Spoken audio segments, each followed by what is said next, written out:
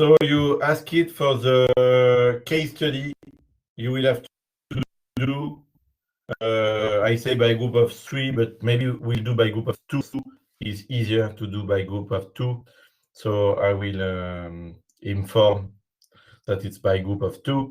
And I will give you the case study tomorrow. So sorry, I didn't decide for the moment which case study I will select. So I will give you the case study or the choice between 2 case studies tomorrow. It's also in function of what we saw during the 5 sessions. So I will have a better idea of what we did already after this session. And I will propose maybe 2 case studies, and you will decide which one you want to do. And you will have 1 month to do the case study. So I talk about the case study you have to do at home during the next session on Friday. Today, I want to discuss about the value creation for shareholders and the link to the free cash flow. So here we start with what we name generally the economic profit.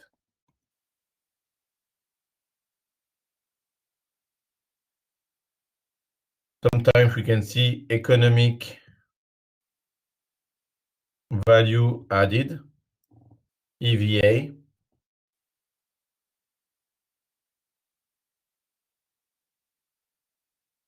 So it's about the value creation for the shareholders. Value creation for shareholders. So we generally use this kind of indicators in the bank. We can have also this kind of indicator for the companies to see the value creation for shareholders. And what we'll see today is for one project, one investment project, if we sum the economic profits, so we will see EP, economic profits, for the period T from T equal 1 to the end of the project. So we do the sum, and we discount at the weighted average cost of capital. It's equivalent to what we have with the free cash flow. So if we do the sum of the free cash flow, discounted free cash flows,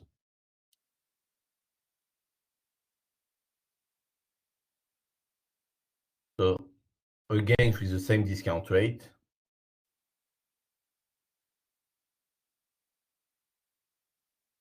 from T equals 0 now, it means we include the initial project,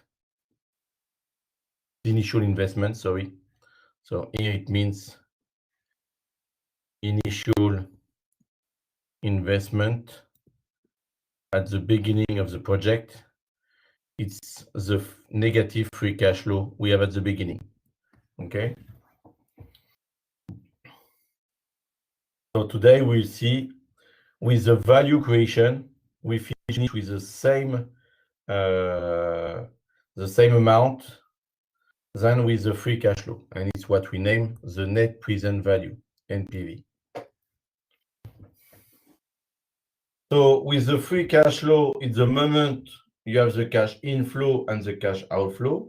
The economic profit is in function of the accounting values. So it's the real moment of the wealth creation.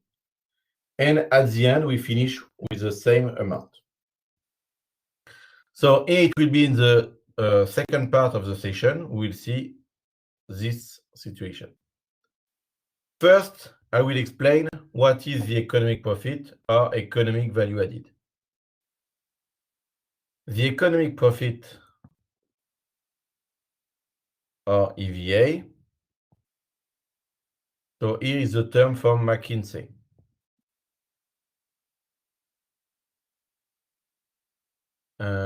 Economic profit is equal to the net operating profit after tax. Sometimes we see also NOPLAT. net operating profit after tax. So here, net operating profit after income tax. So when we say after tax, all the time, it just we are talking about the income tax, okay? But all the other taxes are already here. So it's after tax. We don't need to precise in this case because all the operating taxes are already also in the operating profit. So we'll see how to calculate this one. Net operating profit after tax is the operating profit, or EBIT.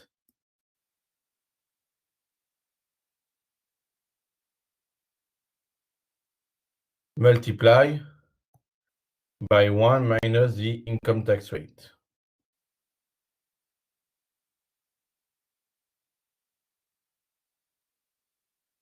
Okay. So this is your performance from your operating activity. But after the potential income tax, you should have in function of only the operating activity. In reality, your income tax is because of all your activities, is because of the financial activities, the operating activities.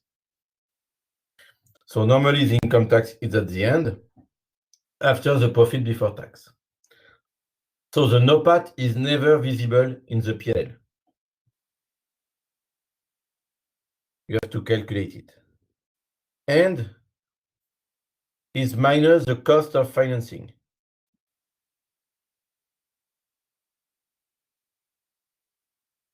The cost of financing is because of the equity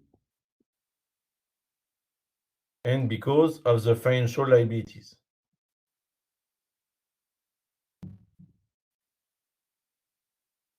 So because of the equity, we have the cost of equity, what is expected by the shareholders. Because of the financial liabilities, we have the cost of debt or the interest rate.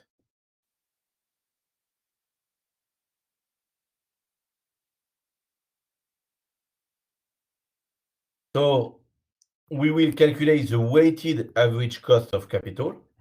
The weighted average cost of capital is in function of the distribution of the equity and financial liabilities, in function of the cost of equity, in function of the cost of debt, and in function of the interest rate, income tax rate, because it's after tax, after income tax.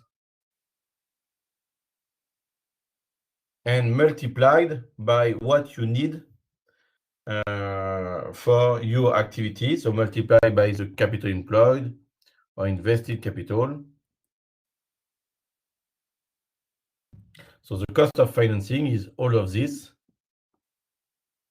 The weighted average cost of capital after income tax multiplied by the capital employed. So I go to the slide.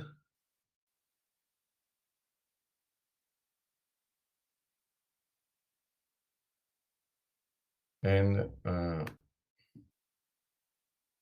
after I change slide, it's here. No, after. No. Oh, sorry. So yesterday, so you can see the slide is okay with the slide, no problem.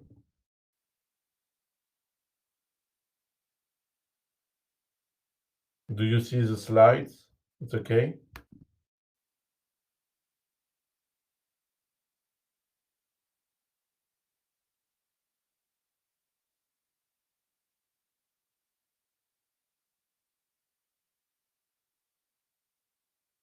Yes, okay, thank you. So we say yesterday in the managerial balance sheet, we have the capital employed is equal to the invested capital. In the capital employed, we have the net operating assets. It means operating assets minus operating liabilities. And we have the financial assets. On the other side, we have the financial liabilities, including non-current provisions or gross debt. And we have the equity. So we transform from the balance sheet. We take the operating liabilities, we put on the other side. If we have non-current operating liabilities, we take it also, but we exclude the provisions.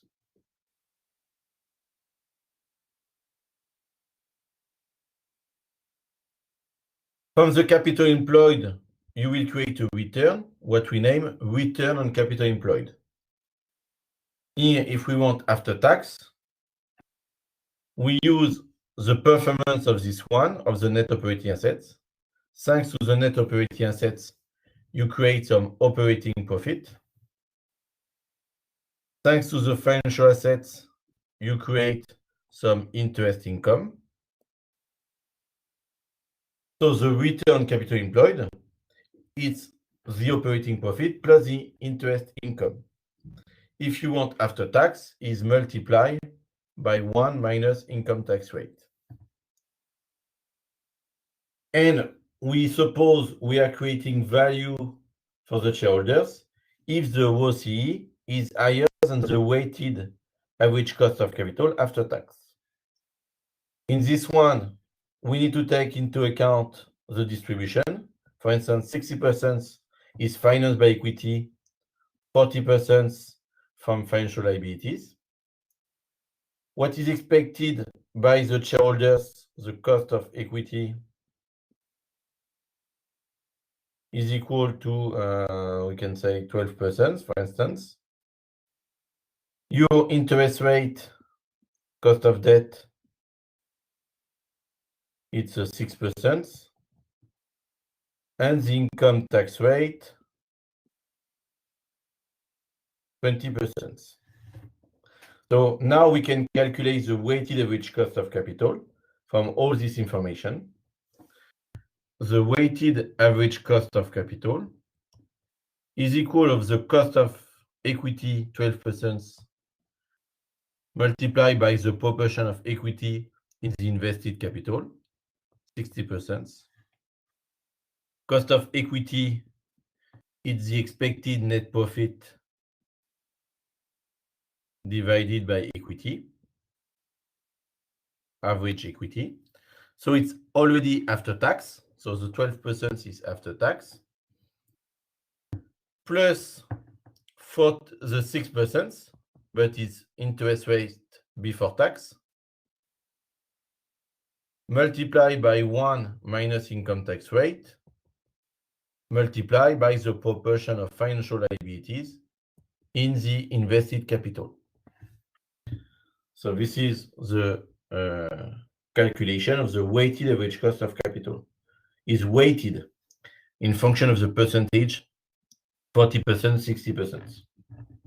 So it's in function of the financial structure, is in function of the expectation of the shareholders, is in function of the interest rate and the income tax rate.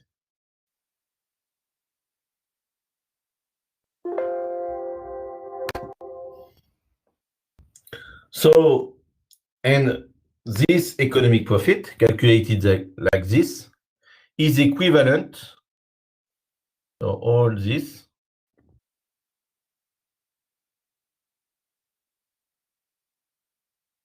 is equivalent to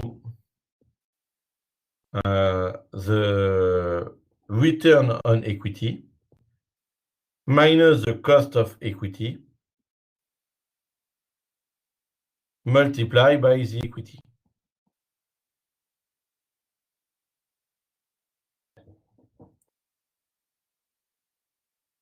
And in fact, here I made a mistake in this formulation. It's not capital employed, it's the net operating assets. Because is with the net operating assets, you create the operating profit. Another calculation, we'll see, it's operating profit plus interest income. So now it's what you earn from all the capital employed, multiplied by 1 minus income tax rate.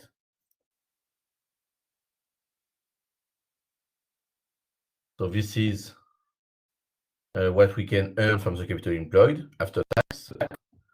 So here is the ROCE after tax multiplied by the capital employed.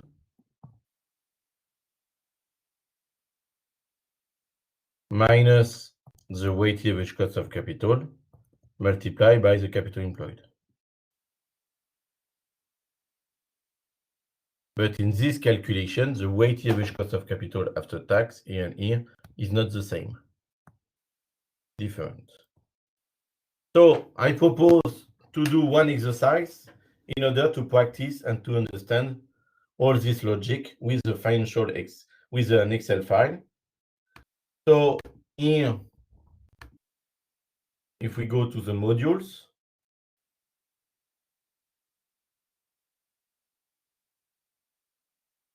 it's working.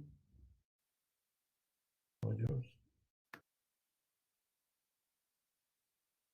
Okay, we are in the session 4. In the session 4, you will use example, value creation, ROCE, and return equity, 2 versions. Okay, we use this template.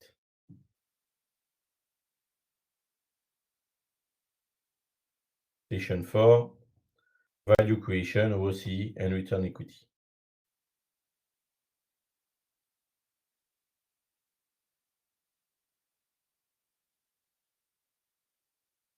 So the idea of this Excel file is to forecast the managerial balance sheet, the income statement,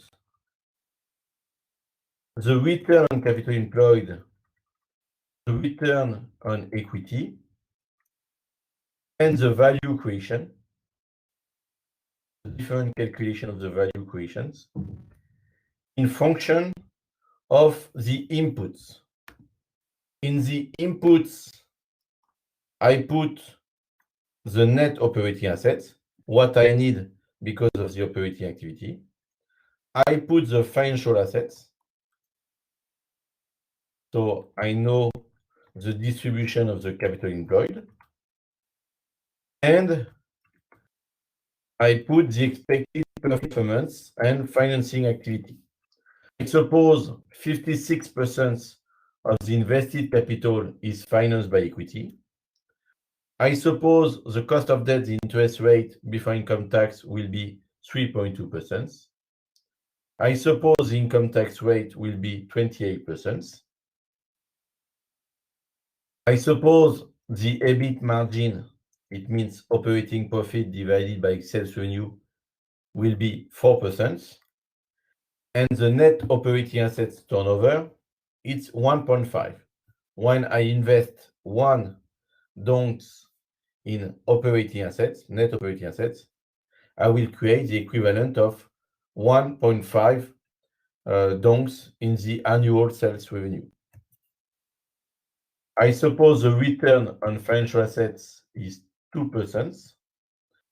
So we see the interest income expected from the financial assets.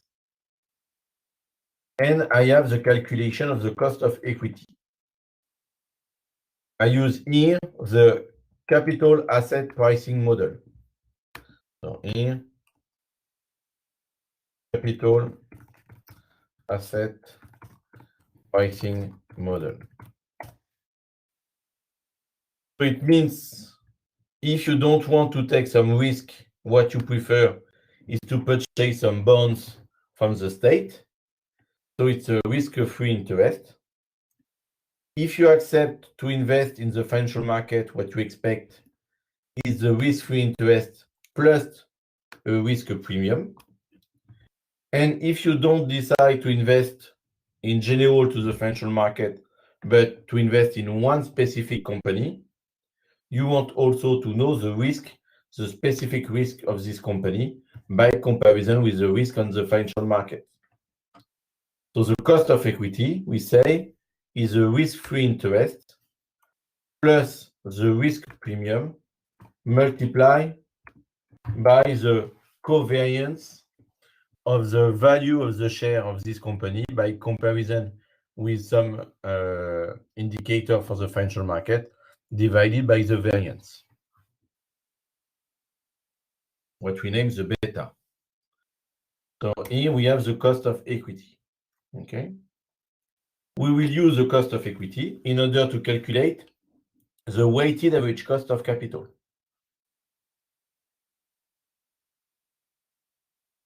So I let you 10 minutes to complete the average managerial balance sheet, to complete the income statement, and to calculate the OCE. So the OCE before tax is the operating profit, or EBIT, plus interest and other financial income, divided by the capital employed.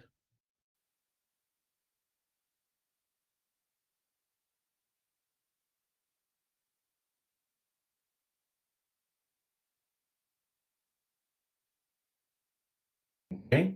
If we want after tax, use the OCE before tax, and we multiply by 1 minus income tax rate. Okay. And we can decompose the OCE. We have the performance on the net operating assets. So the RNOA means return on net operating assets. And it's equal to the operating profit divided by the net operating assets. The return on financial assets, we have already this value. The return on financial assets before tax, here is before tax, is equal to the interest and other financial income divided by the financial assets.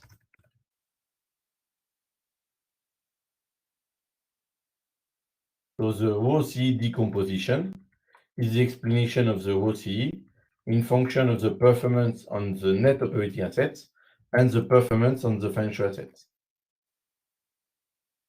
After, we will explain the return equity in function of the OCE, in function of the spread after tax of the OCE and the interest rate, or cost of debt after tax,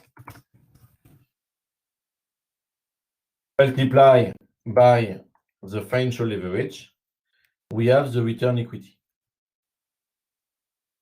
So this is the classical returns.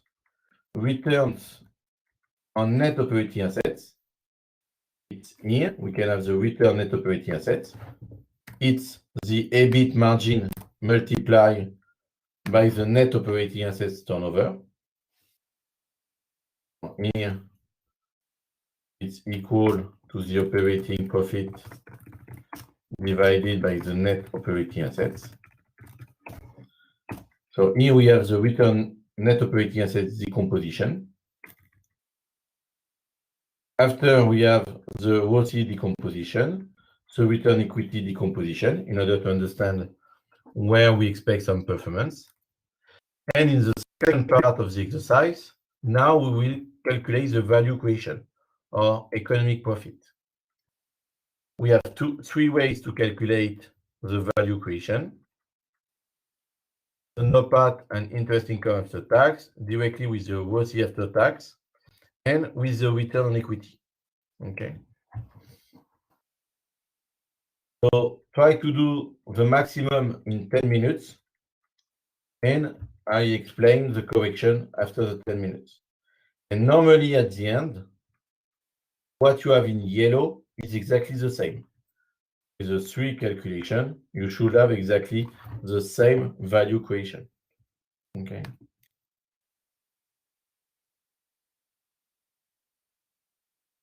If you have questions, don't hesitate.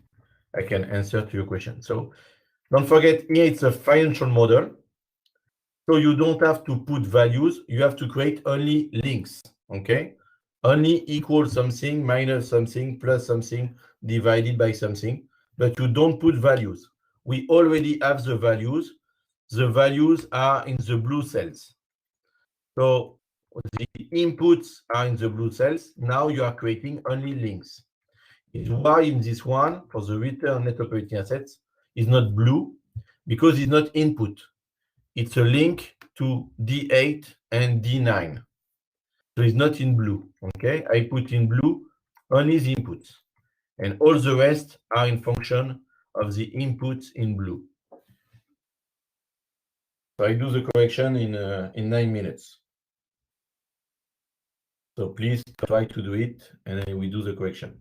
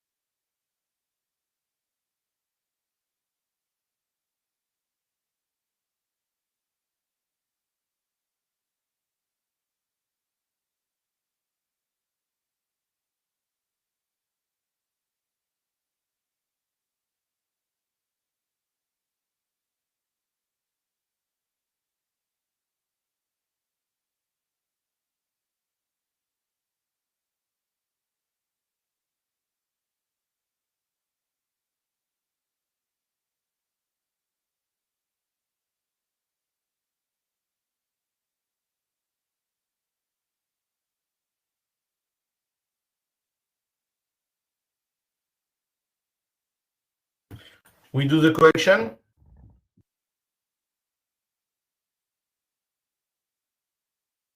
So here what we are doing is to calculate the value creation for shareholders. So we can have this kind of tree. What we want is the general performance for the shareholders. In this performance, we can decompose and we can explain why we create this value for the shareholders. It's in function of the cost of equity, what is expected in terms of performance by the shareholders. It's in function of the return equity. The return equity is in function of what you expect in terms of return. What do you have in terms of return from your capital employed? In function of the interest rate for the company, in function of the income tax rate and the financial leverage. We can decompose the OCE, and after we can decompose the return on net operating assets. So what I propose is to do all these calculations in order to have the value creation for shareholders. So here, in order to have the economic profit, or EVA, economic value added. Okay. And for one project, if we add all the economic project, all the discounted economic profits, so if we add all the economic profits discounted,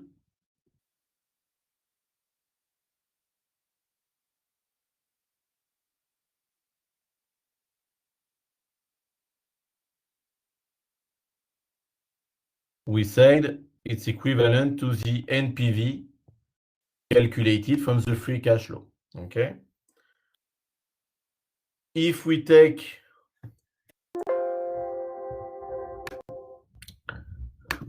all the economic profits from in the future, from t equal 2021 to eternity, we take all the economic profits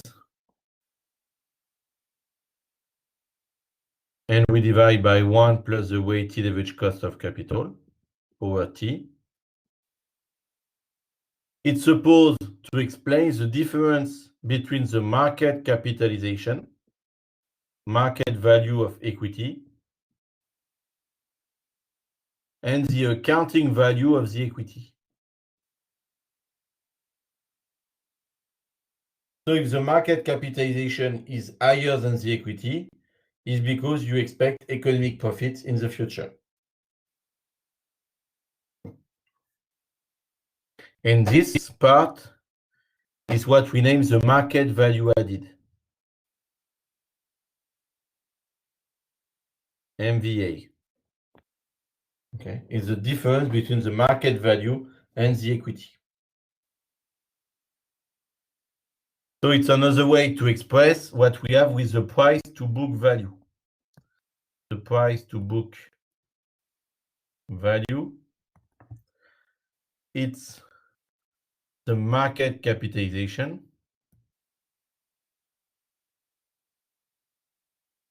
divided by equity. So now it's not A divided by B, but A minus B. Okay. So it's another way to use the economic profit. And we have this, for instance, for the bank. In the bank, in Europe, for instance, we consider the return on equity now is lower than the cost of equity.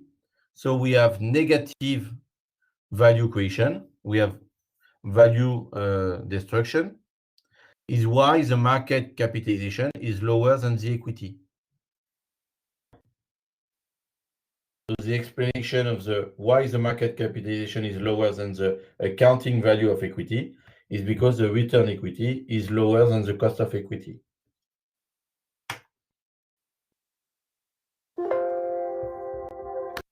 So I do the correction.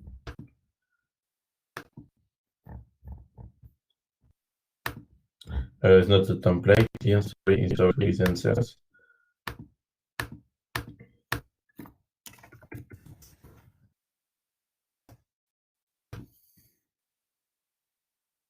So the capital employed is the sum of the net operating assets plus the financial assets.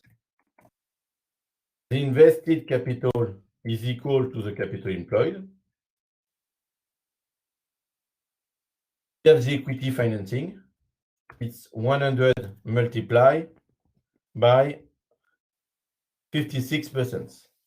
So 56% of the capital employed is financed by equity. So the rest is financed by the financial liabilities, 100 minus the 56. Okay. So we have 44. The sales revenue, it's equal to the net operating assets multiplied by the net operating assets turnover. Because the net operating assets turnover is the sales revenue divided by net operating assets. So when we invest 1, we expect 1.5 in the sales revenue. So we expect 120.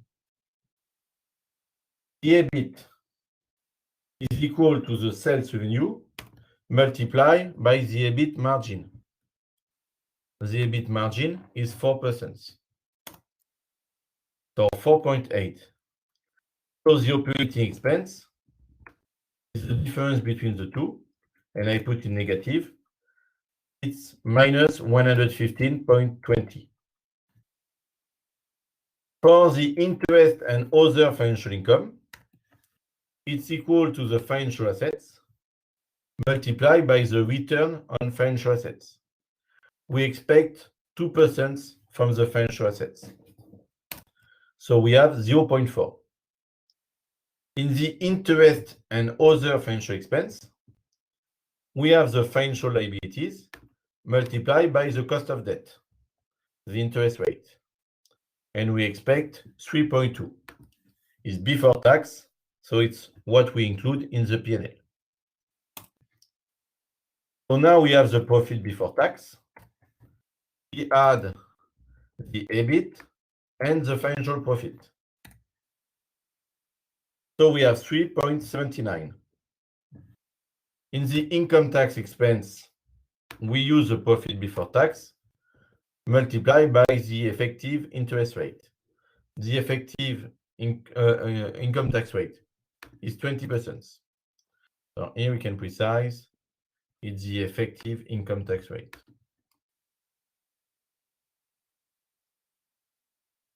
Okay. So now the net profit is the sum of the profit before tax and the minus income tax expense. So 2.73. Did you find 2.73? It's okay for everybody for the net profit? 2.73.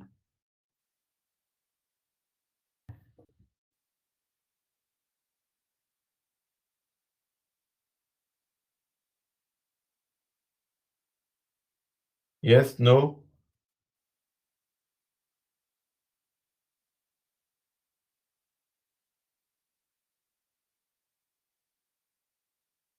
Okay, I continue.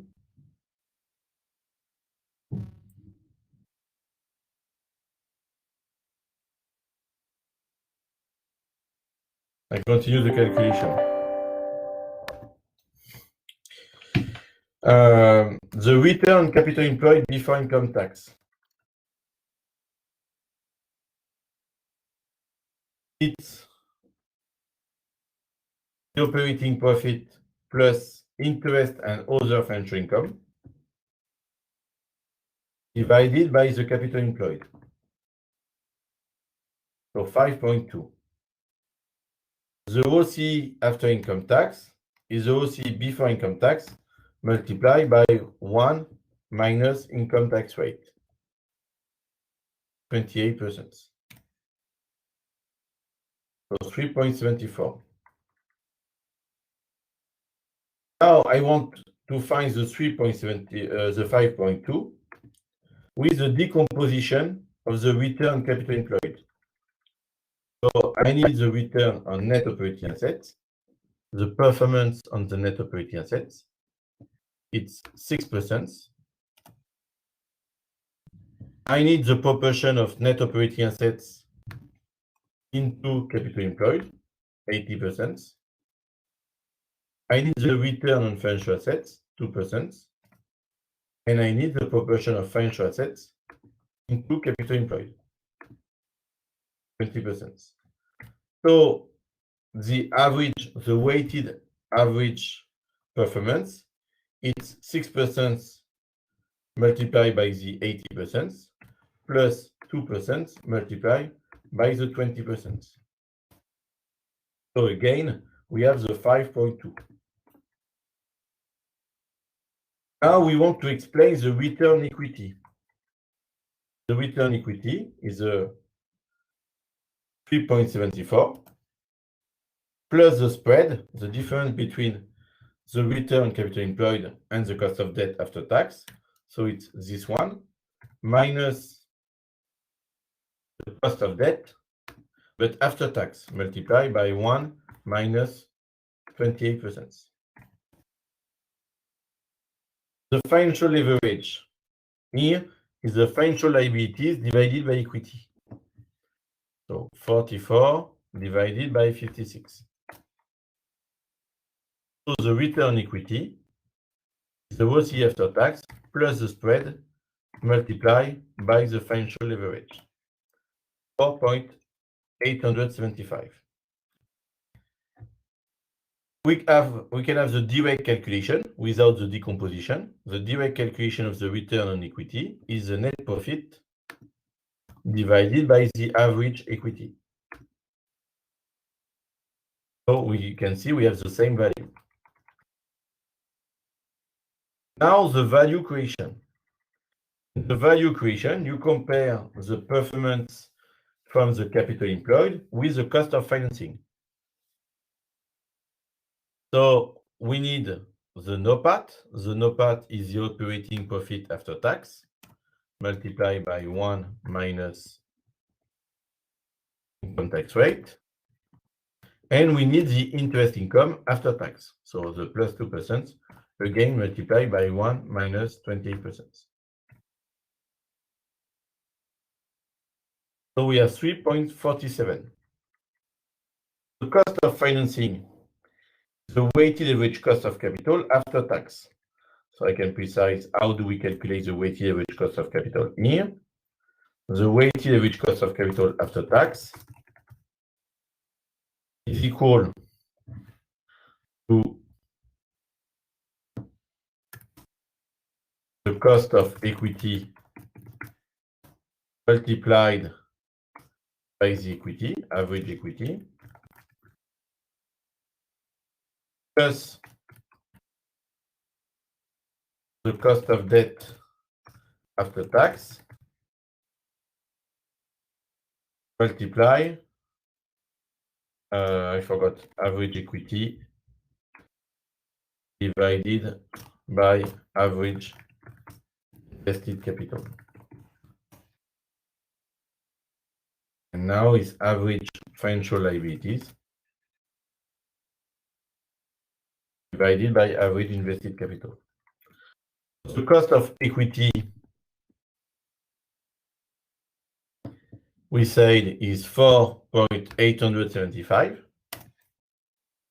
The average equity divided by invested capital is 56%. The cost of debt after tax, it's 3.2% multiplied by 1 minus effective income tax rate. Just check I started the recording. Yes, I started the recording. Okay. The average financial liabilities is equal to 1 minus the 56%, the rest of the financing. So now we have the weighted average cost of capital. This one multiplied by this one, plus this one multiplied by this one. So 3.74. So we have the 3.74 multiplied by the capital employed or invested capital is the same value. So multiplied by 100. we have the cost of financing. So the cost of financing is equal to, and we put in minus, it's a cost, 3.74 multiplied by 100. So the value creation, it's what we earn from the capital employed minus what we spend because of the invested capital.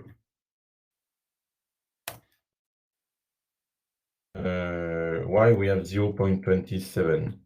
Normally we have just 0. 100. I say after tax, just I check, multiply by 1 minus D6. D6, yes, D5. Because normally it's exactly 0. Oh, you have a difference, 4.875. Oh.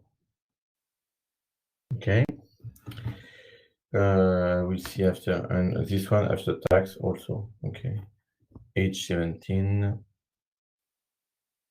plus D12. Why D12? Not D12. This one. Okay, 0. This is a mistake. So I don't create value because, and we'll see later, the return equity here, 4.875% is equal to the cost of equity. Okay. We can find again this value directly with the ROCE after tax. So the ROCE after tax is 3.74%, minus the weighted average cost of capital after tax, so the 3.74, multiply the spread we have here, multiply by the capital employed or invested capital. We have the sum, multiply by the capital employed or invested capital. And the calculation we use in the bank, for the evaluation of the performance of the bank, is directly at the level of the return equity. Because for the bank, we don't separate some operating assets from the financial assets, because the activity of the bank is directly financial. So we use directly the return equity. The return equity, we said, is 4.875%. We use the cost of equity, which is the same, 4.875, and we multiply by the equity. It's 56. So again, the value creation, it's 0. You can change some values in order to check don't have some mistake. So if now the equity financing is 75%. So if we have 75%,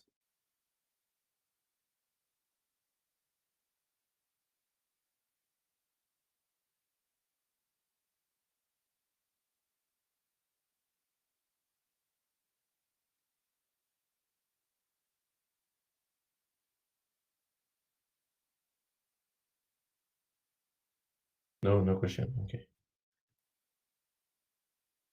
So, and now we can find for if we suppose we have a target in terms of economic profit, value creation, we want a value creation of, for instance, we can say 10.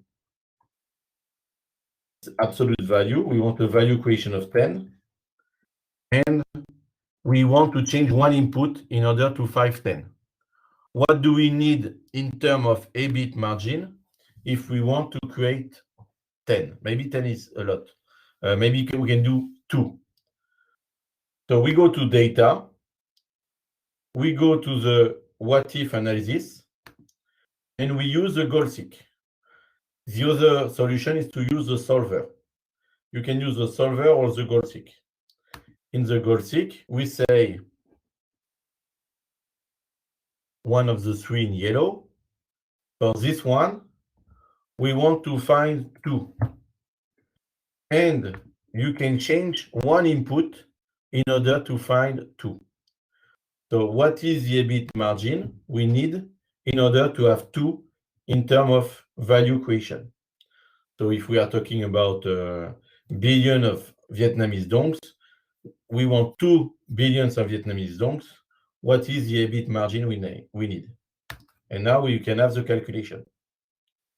So in order to have 2 at the end, we need in the EBIT margin 6.31. If we have 6.31% in the EBIT margin, we can expect 2 in the value creation. Okay.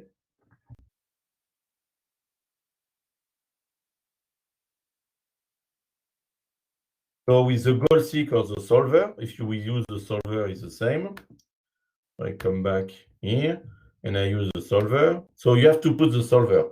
It's free, but it's not already in the Excel. So if you use the solver, you say, I want to find a value for this one. Excuse me, sir. The value is 2. Yes? We think that your screen has disconnected. We can't see anything, sir. Okay, thank you. Yes. Thanks. Okay, sorry, thank you. So I do it again. So if I use the solver, now you see the screen, it's okay?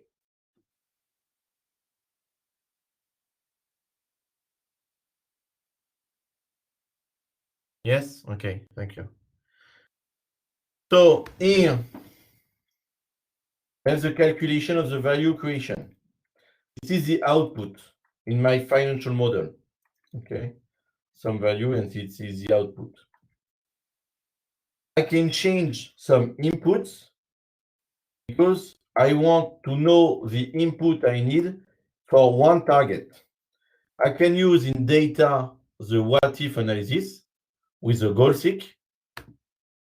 In the goal seek, I say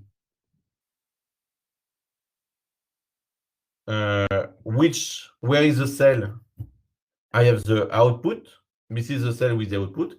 I select one of the 3, it's the same. I say the value I want, for instance, 2. And I precise which input we have to change. I precise here, we have to change the EBIT margin. So I say to Excel, modify the value in the cell D8 in order to have 2 in the cell H46. And now I have the calculation. I have one value, it's the 6 point something, 6.31, okay? With the 6.31, I finish, it's 2 in the value creation. Another way to find the input in function of the output is to use the solver. I go to data and I have the solver. So in Excel, you have to put the solver. It's not already here. So you go to the file, you go to the options. In the options, you can add some elements. You can add many things. For statistics, you can add the solver. So you have to put the solver. It's free. You don't pay for that. But you have to put the solver if you want it. So I already have the solver, and data analysis is for all the statistics. If you need some statistics, it's here. You have a correlation, covariance, exponential smoothing, moving average, and so on. Okay. So I use the solver. In the solver is the same. I say for this value, for this cell H46, in the H46, I don't want the maximum, the minimum. I want a value of 2. I precise which cell we have to modify, the cell with the EBIT margin. I don't put some constraint, but you can put some constraint. And now I say to the solver, you have to find the value. And the answer is we have a value. So I keep it. I say, okay, you can create some report if you want. And now we have the value, it's 6 point something. So again, like the goal seek, we have the value 6.31. Okay.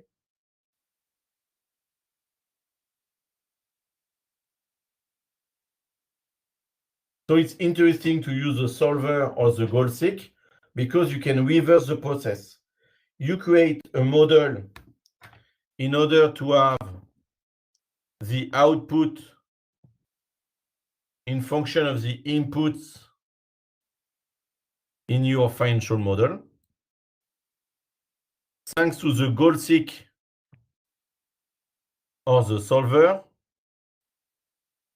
you reverse the process. You have a target for the output, and you want to know which input I need in order to achieve the target. So now you can find the input in function of the output.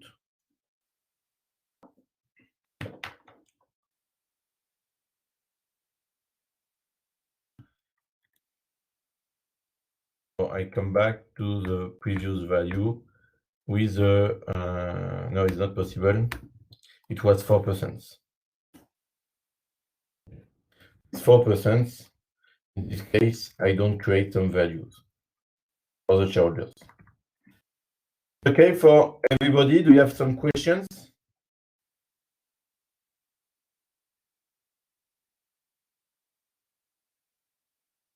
No, not for the moment.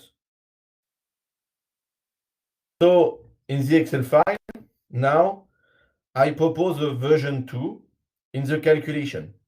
In the version 1, in the managerial balance sheet, I put in one side the capital employed, on the other side is invested capital. In the capital employed, I have all the financial assets, all the net operating assets. Now in the version 2, in the version 2, I put the net operating assets in one side and the equity and the net debt on the other side. And now I have the financing of net operating assets. I have exactly the same value, but now I express the equity in percentage of the net operating assets. I express the cost of net debt. It means the cost of net debt is equal to interest expense minus interest income divided by the net debt. And the net debt is equal to the financial liabilities minus financial assets. Normally, it's only minus short-term financial assets. And the 4.2 and the 70% is equivalent to the version 1 with the 56 and the 3.2. So this one, and the 2% is equivalent to what we have in the version 2. So this is exactly the same situation, but now I don't create the same managerial balance sheet. Now it's net operating assets in one side and equity and net financial liabilities or net debt on the other side. So now it's not possible with the information to create the interest expense and the interest income. What we have is directly the financial profit. So it means interest and other financial income minus interest and other financial expense. We have directly this value, okay?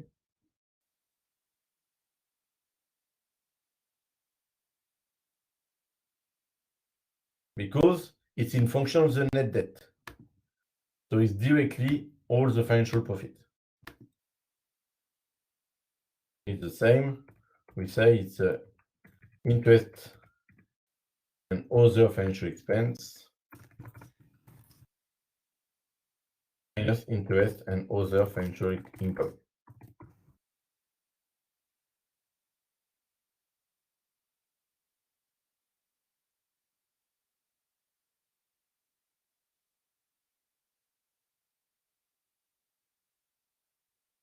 So I do again the calculations, but quickly. So I have the financing of the net operating assets, 80. In the 80, 70% is financed by equity, and the rest with the net debt, 24. The sales revenue, I expect 1.5 multiplied by the net operating assets. In the operating profit, I expect the 120 multiplied by the EBIT margin 4%. So the operating expense is the difference between the two. I put in minus. The financial profit in minus is the net debt multiplied by the cost of net debt. So minus 1.01. The profit before tax is the operating profit plus the financial profit. So 3.79. You see, we have exactly the same than in the previous calculation, 3.79. Now the income tax expense is minus the profit before tax multiplied by the income tax rate. The net profit is the sum of the two.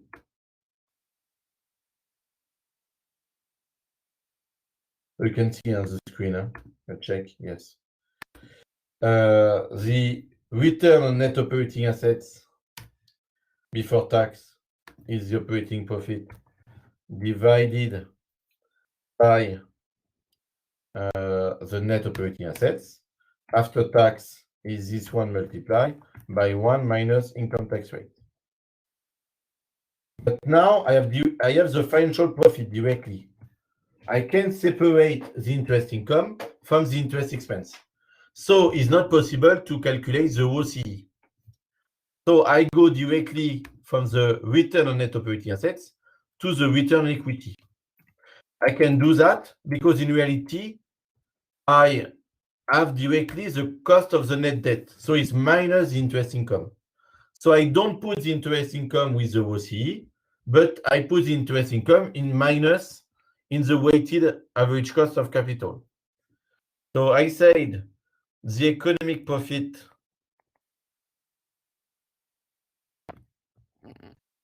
it's a performance from what we invest from investments after tax minus the cost of financing of this investment. You can consider your investments is only net operating assets. In this case, in the calculation, you need the weighted average cost of capital, but only for the financing multiplied by the financing of net operating assets. Or you can suppose your investment is more than that, is all the capital employed. Sorry, I made a mistake here. So here, your performance is your operating profit after tax. So multiply by 1 minus income tax rate.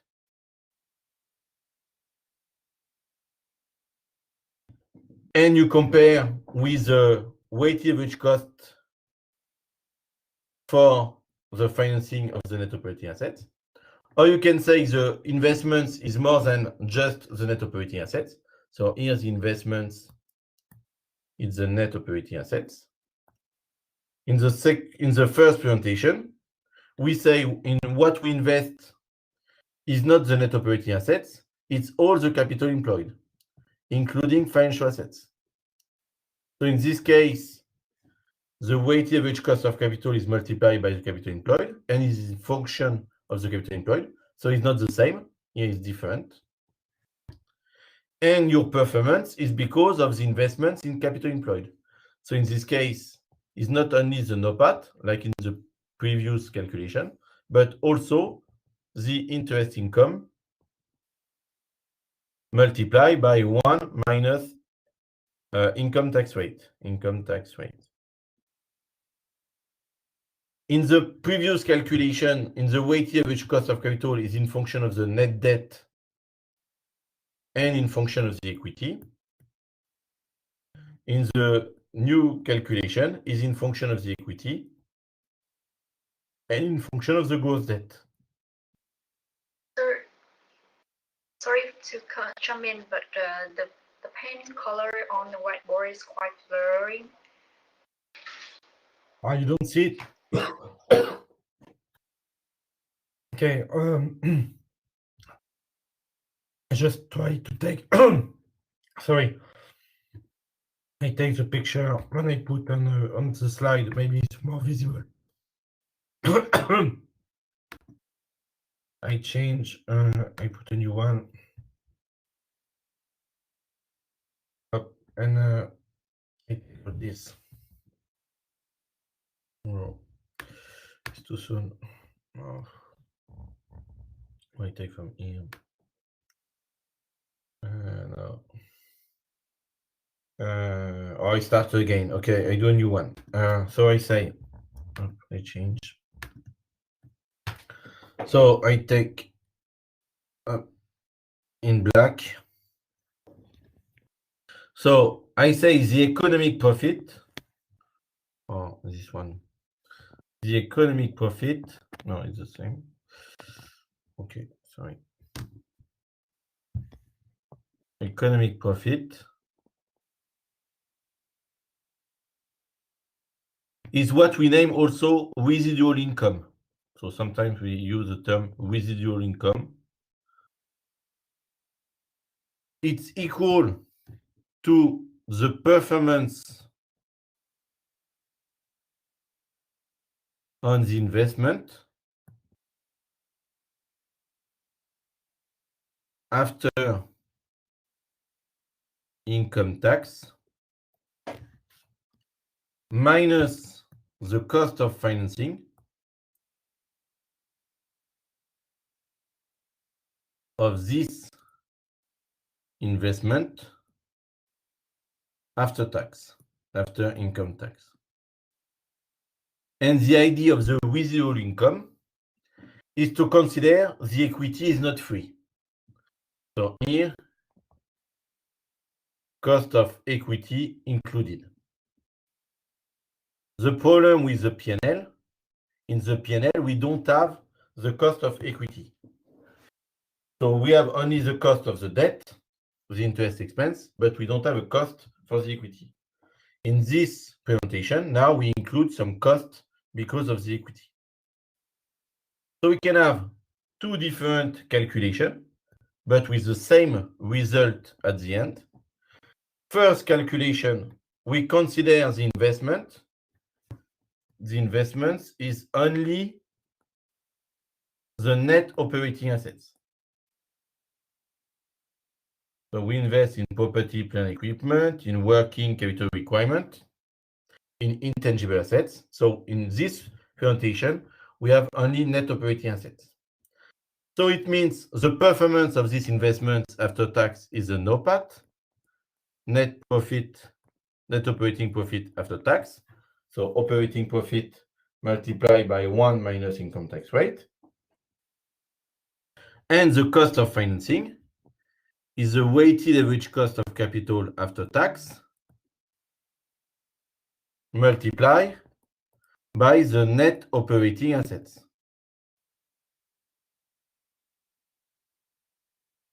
In this calculation, for the weighted average cost of capital, you use the equity multiplied by the cost of equity after tax. And you use the net debt multiplied by the cost of net debt. So this is the version number 2 in the Excel file. The other way to calculate this economic profit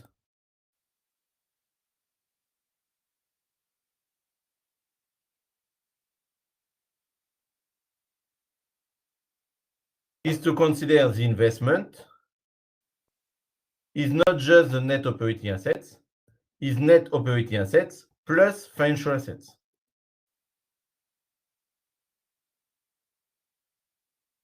So now we have the capital employed. This is the first version. In this case, the calculation of the economic profit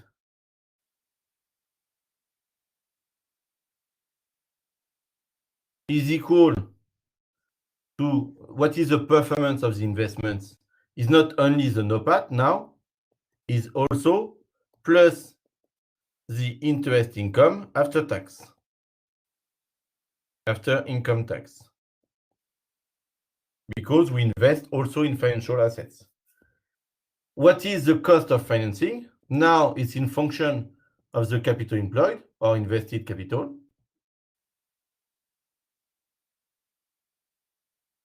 We have again the weighted average cost of capital after tax, but it's not the same calculation. Now we use again the equity multiplied by the cost of equity. But in the second part, we use the gross debt, only the financial liabilities, multiplied by the cost of gross debt.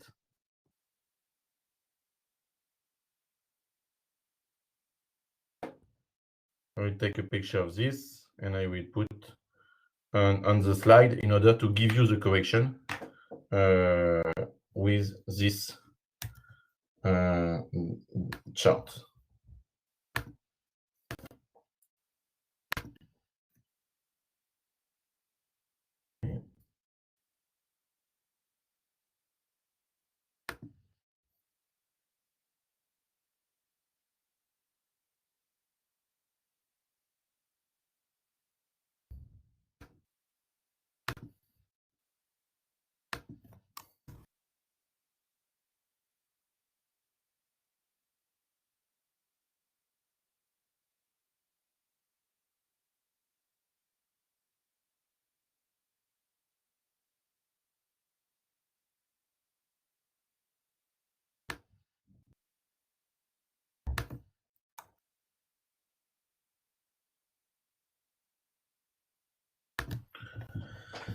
So in function of the managerial balance sheet, you don't use the same investments. Yes, it's not very clear, but when I will put on Canvas, you can see on your laptop and you will see it will be better. So what I want to do here with the second version, the version I use directly the net operating assets and the financing of net operating assets. In the first version, what I put in the managerial balance sheet is all the capital employed and the invested capital. In the two versions, I finish with the same at the end, the same value creation. Because here, what I don't put here, the interest income after tax is on the left. Yes. Sir, sorry for jumping in again. The screen sharing has stopped, I guess.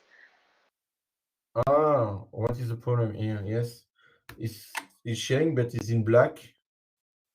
Okay. I come back in the session. Sorry. You are currently the only person in this conference.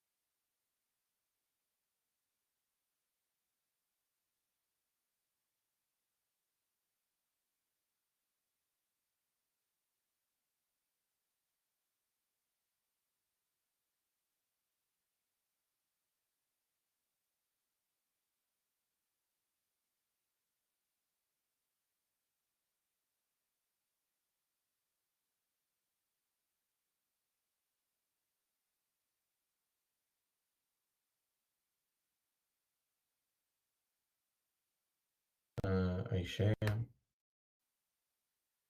Okay.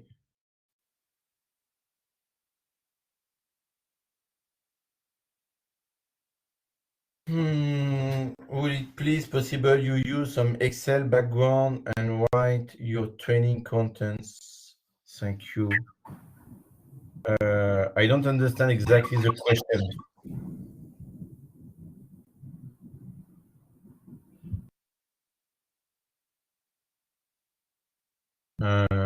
Okay, so yes, no, I continue the explanation.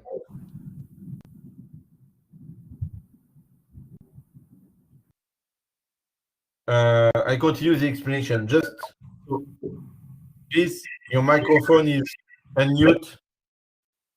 Yes, thank you. So I said we can have two different calculation. Wait, where is it? We can have two different calculation of the economic profit with the NOPAT minus the cost of financing of the net operating assets, or with the performance on all the capital employed minus the cost of financing of all the capital employed. It's not a big deal if you use one way or the other way to calculate, because if you don't put the interest income after tax on the left side, it's because it's on the right side.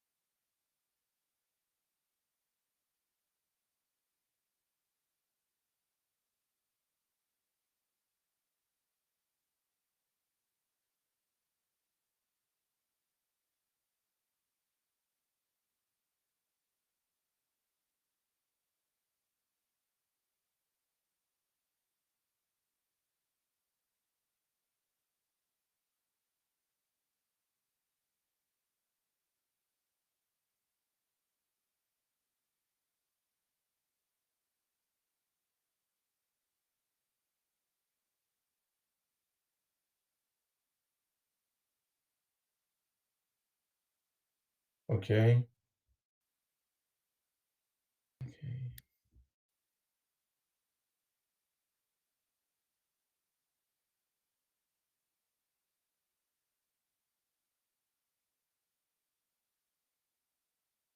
Sorry for the problem. I expect now is better the internet.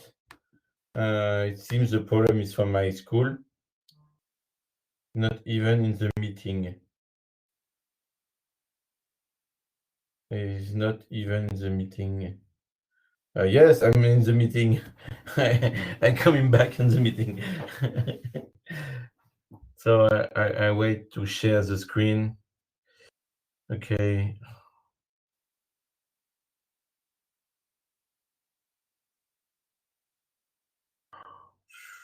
Excuse me, bro.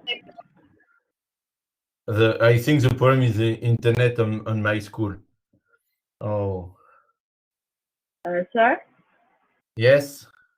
Actually, we have several issues today. We want to share with you. First, your internet is sometimes disconnected, and also your pens on the whiteboard is very blur. We can't see clearly. So can Yeah. you try to adjust the pen with the border shape or with the better color so that we can see it? Yes. Of course. Thank you. And also, if you try to write down, can you try with clearly letters, because we sometimes we can't see and understand your letter when you write on the whiteboard. So sorry to say. Yes. I have to do a new connection. I don't understand why it's so difficult, the internet today, but I have problems with internet on my school. So I try again to have the connection. We appreciate for that. Okay, let me start again.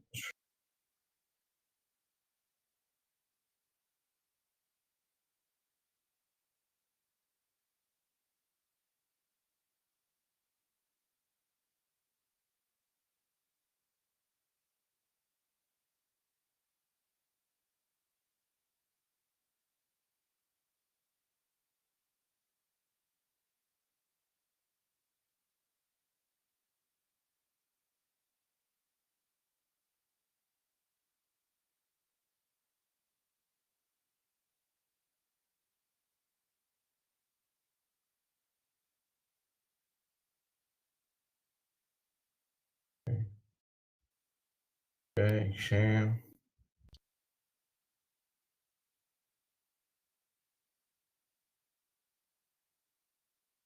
the screen. Okay.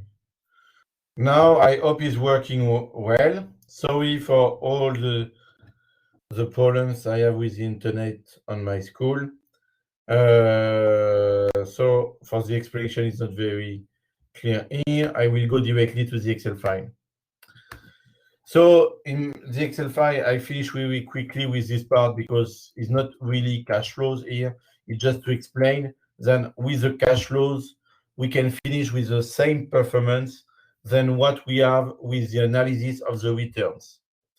And the analysis of the returns and the analysis of the value creation. So I just finished the Excel file, and after the break, what we do is to go on the calculation of the NPV and to compare with the value creation. So I said here, we want to calculate again the return equity, because after what we will compare is the return on equity with the cost of equity. It's a way to calculate the value creation or the residual income. So I compare the 4.32 after tax with the net interest rate after tax. So it means it's the 4.2 multiplied by 1 minus 28%. So this is the spread, but it's a different spread. I calculate the net financial liabilities divided by equity. It's a different financial leverage. So all is different here because I don't start with the same managerial balance sheet. Now I calculate different values. You can see the spread is 1.3 the financial leverage is 0.43. In the previous calculation, it was different. It was 1.44 and 0.79, because we are not talking about the same managerial balance sheet. So in function of the managerial balance sheet, you will not have the same calculations. But at the end, is exactly the same performance for the return equity. I use this one plus the spread multiplied by the financial leverage. Again, I have 4.875. Here it was the same, 4.875. So you can have different managerial balance sheet, but at the end, your explanation of the return equity, you finish with the same return equity. You have a small difference in the explanation because you don't have the same values. We are here using the ROCE. Here we are directly using the return on net operating assets. But for the value creation, we will finish with the same value. For the return equity, we divide the net profit by the equity. And again, we have the same value. Now, what we have is only the NOPAT in one side and the cost of financing on the other part. So we compare the two. Net operating profit after tax is the 4.8, but it's before tax, multiplied by 1 minus income tax rate, minus the 28%. The cost of financing, so now is different, the weighted average cost of capital after tax. In the previous calculation, we use the gross financial liabilities. Now the calculation will be different. Now the calculation we use here, it's with the average net operating assets.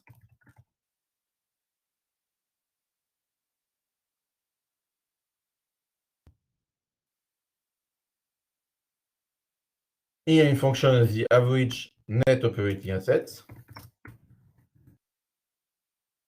And here we have the net debt.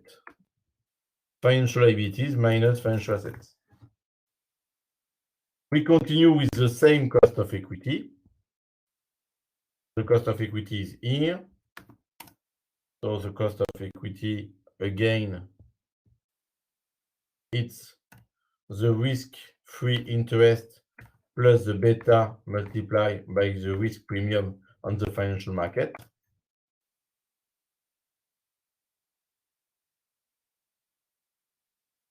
The average equity in percentage of the net operating assets, we said is 70%. So the rest is 30%. And the cost of net debt, so here, cost of net debt after tax,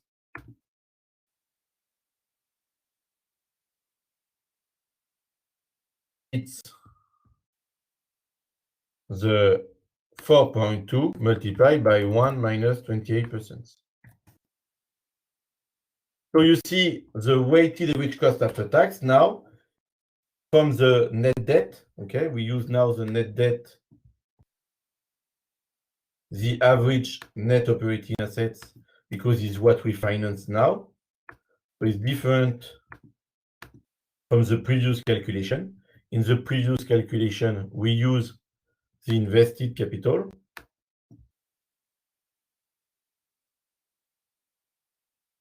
And we use the gross debt.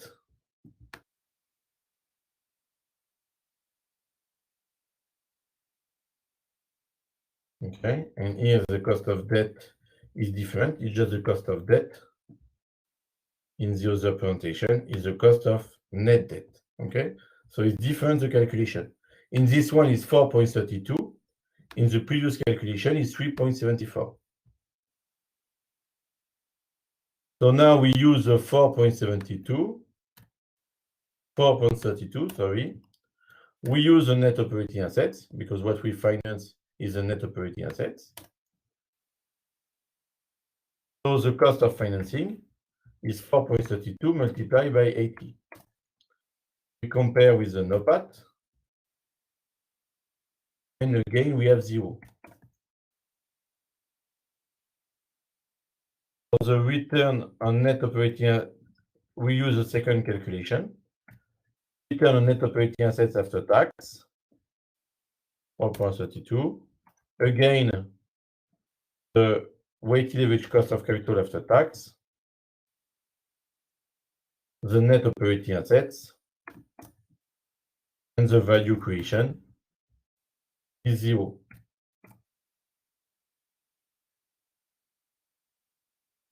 Directly with the return on equity, minus the cost of equity,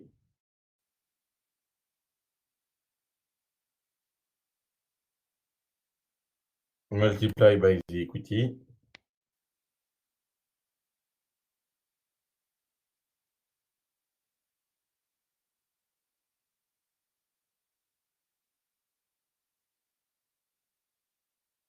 we have 0. So we have exactly the same values at the end. If I change, for instance, here, I put an EBIT of 6.31. Again, I will finish with a 2 in the value creation, 2, like in the previous example. So at the end, we have exactly the same impact. It's just a different presentation. Okay, so I put the correction on Canvas.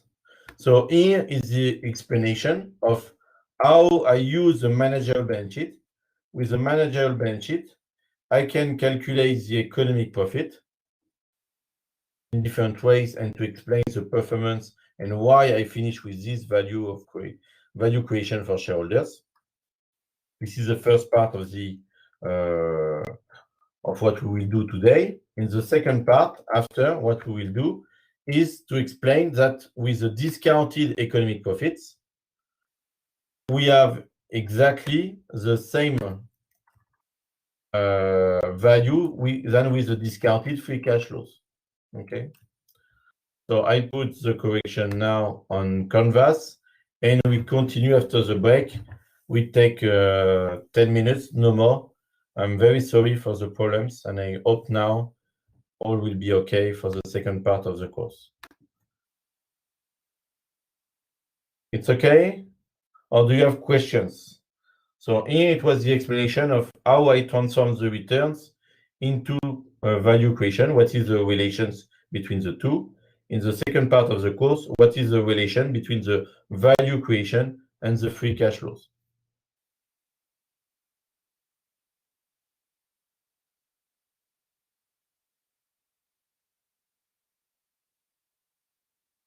I see you in 10 minutes, okay?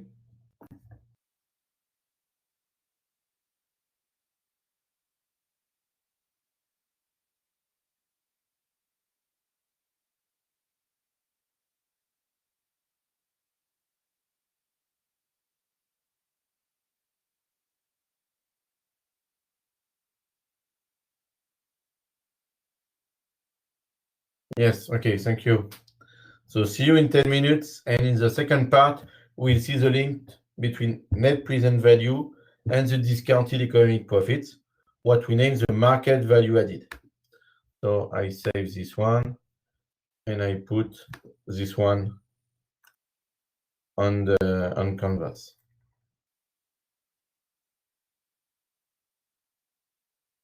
And now by changing the values in the blue cells, you can have the forecast of the return equity, return on capital employed, value creation.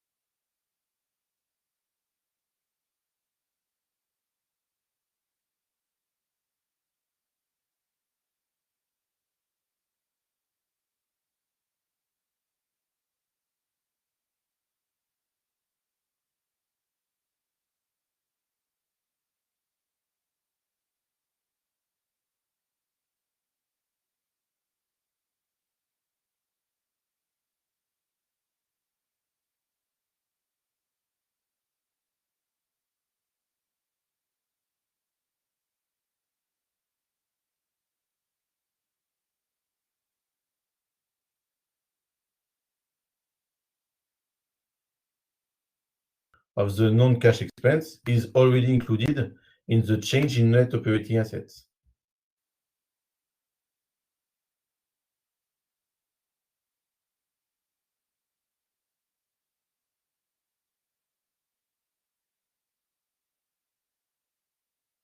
It's here and here. So when we have a change in net operating assets at net value, with everything at net value, we have the change in net operating assets at gross value, and we have the impact of the non-cash expense minus the non-cash expense plus the non-cash revenue. It's already included in this one. The change in net operating assets at gross value, we have the impact of the net capex and the impact of the change in operating working capital at gross value. So in fact, the calculation of the free cash flow for the NPV is directly the NOPAT minus the change in net operating assets at net value. For the value creation, we said is the ROCE after tax minus the weighted average cost of capital after tax. For a project here, NPVs for the project, we use the net operating assets. So don't forget, in the weighted average cost of capital, it's in function of the net debt multiplied by the cost of net debt plus the equity multiplied by the cost of equity. Everything after tax, okay? Because here is the financing of the net operating assets. So we'll try to see we have the same effect at the end. So I propose a very simple project. We invest 50,000 in non-current assets, property, plant, equipment. Is depreciated over 4 years with the straight line methods. In the operating working capital, we suppose we have only inventories, 10,000 at the beginning. So we invest in the property, plant, equipment, and operating working capital. So all these investments, 60 plus 10, 50 plus 10, 60. The 60,000, it's the increase in capital employed or in net operating assets. Increase in net operating assets. So we invest at the beginning in a net operating assets with two parts. One is operating working capital. We need to purchase some inventories. And the other part is the non-current assets, property, plant, equipment. For the first year, we expect a sales revenue of 60,000, an operating cash variable cost of 30,000, and operating cash fixed cost of 10,000. So cash, it means with a cash impact, okay? So we have to pay for that. We expect a year-over-year increase of sales volume by 5%. The project is over 4 years, the duration of the property, plant, equipment. We discount at 10%. The income tax rate is 20%.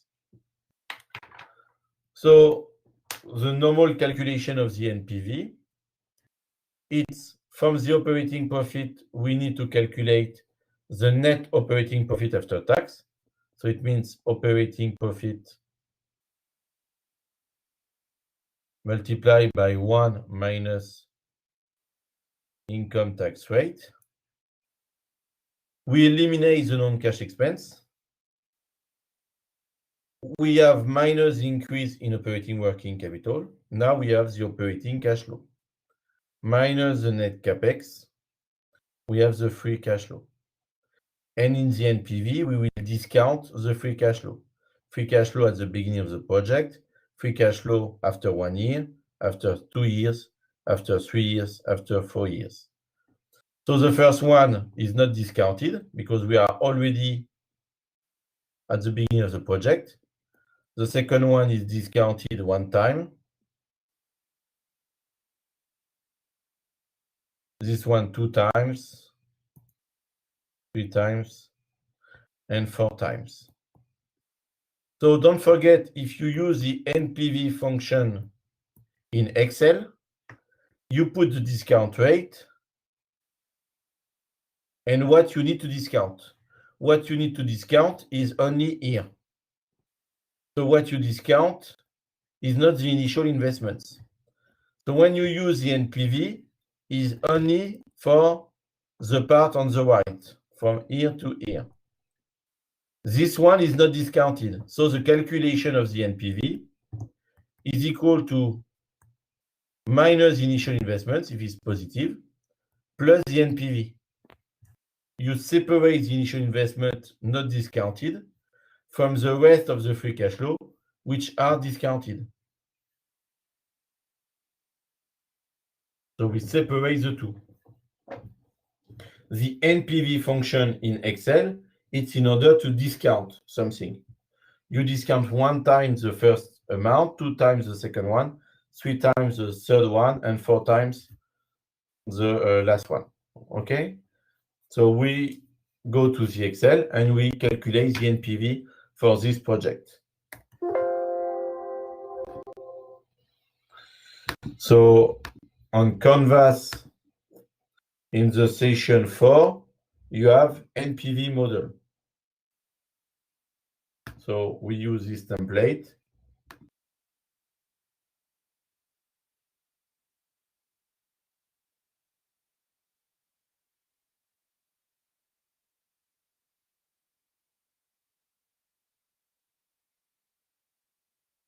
And you have to do the calculation of the NPV.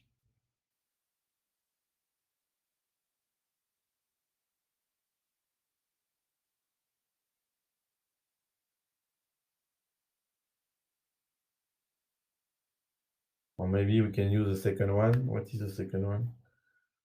The NPV and MVA.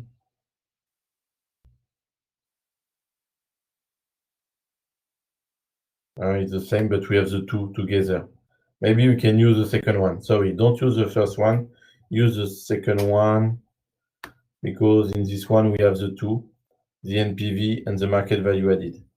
So use the Excel file, NPV and MVA.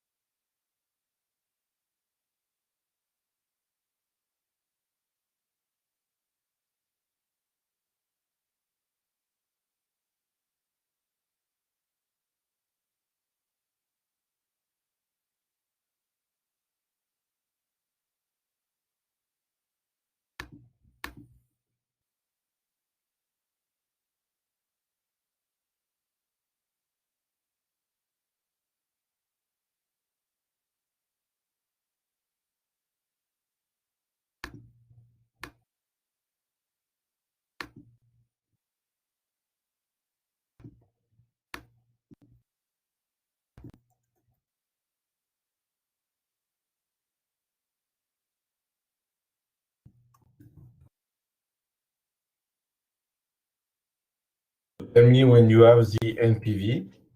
So first you have to create the P&L. When you have the operating profit, now you can calculate the NOPAT. You eliminate the non-cash expense and revenue. You take into account the change in current operating assets, change in current operating liabilities. So it means you have the change in operating working capital.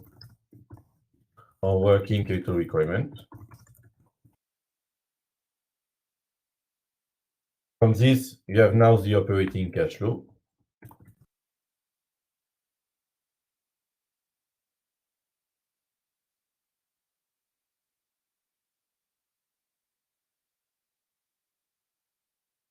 Minus the next capex, you have the free cash flow or free cash flow to firm. This is the calculation we use for the free cash flow to firm.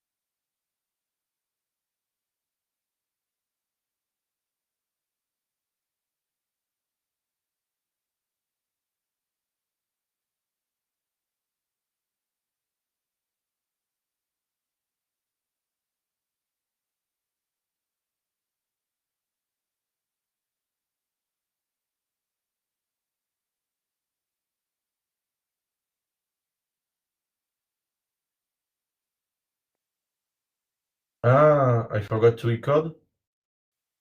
Sorry. Je vais aussi vouloir mettre l'enregistrement en pause. No, it's recording. Okay, someone recorded. Maybe I forgot, yes, but now it's okay. It's recorded.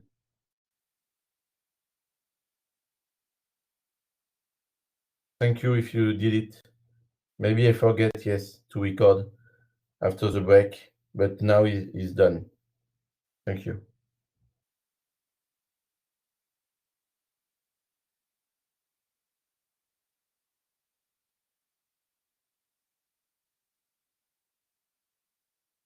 So do you have the NPV?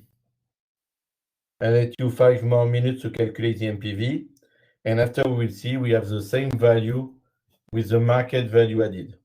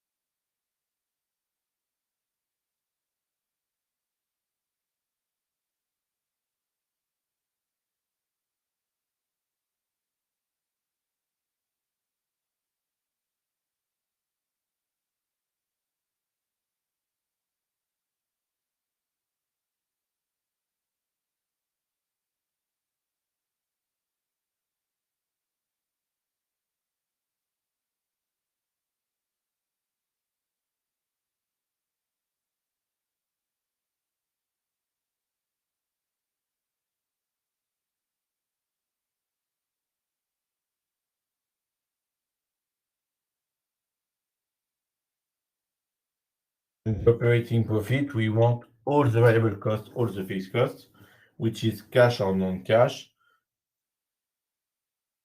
because we want the impact of the revenue and expenses on the income tax. We have to pay the income tax.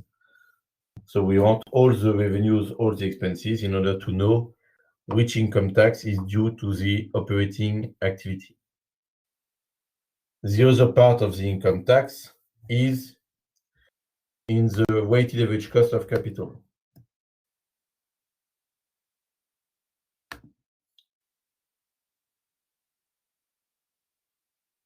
So in the calculation,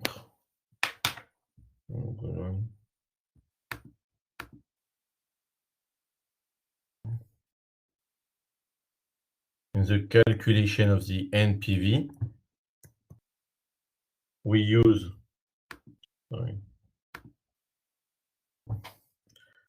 we discount the free cash flows. Oh.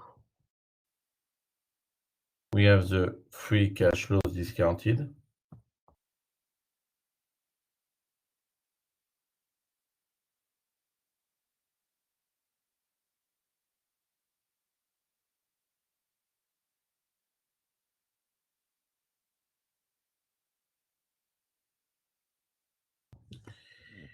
In the free cash flow, we have the income tax related to operating activity. So it's in the NOPAT.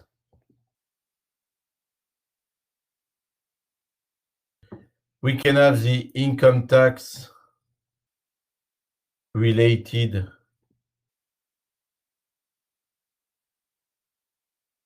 to investing activities.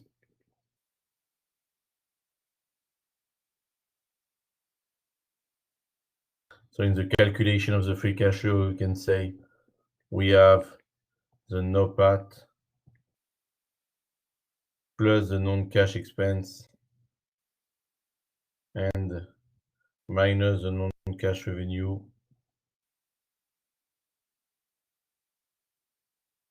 minus the net capex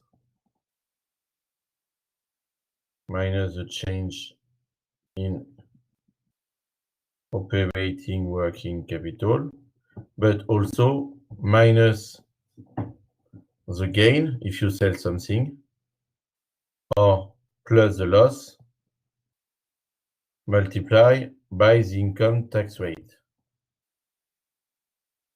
Because of what you sell, if you sell some property, plant equipment, or intangible assets, you can have some income taxes.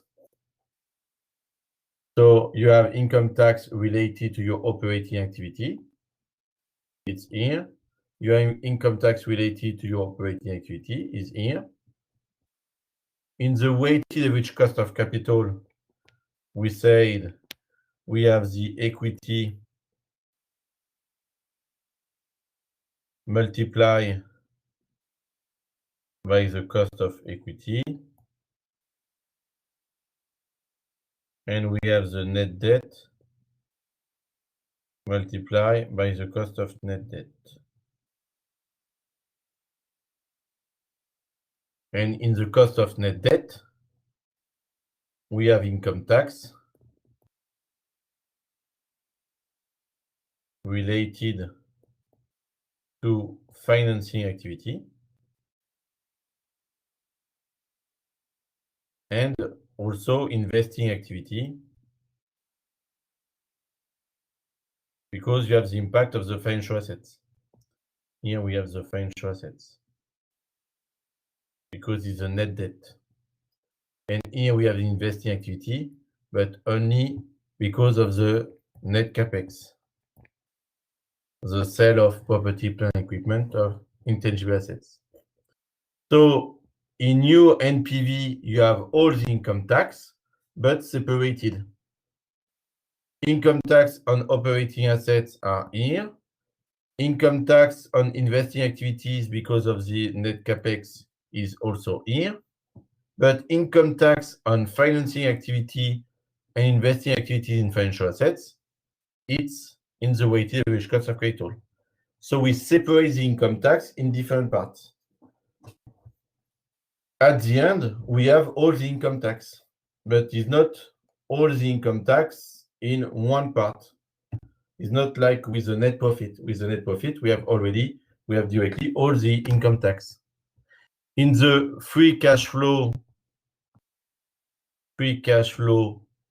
to equity, we start directly from the net profit. In this case, we have all the income tax. But here is the free cash flow to firm. We don't want all the impact of the P&L, because one part of the impact is here. It's already in the weighted average cost of capital.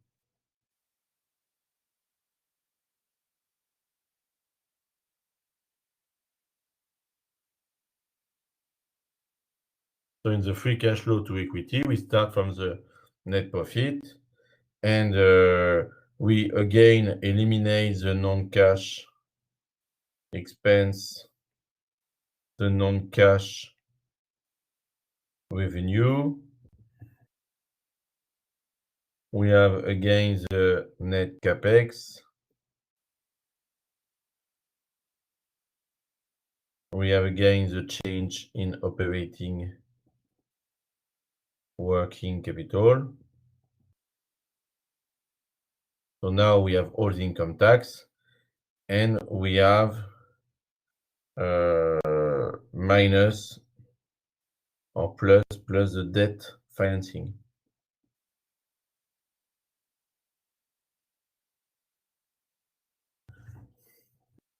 So the free cash flow to equity is related to the dividends.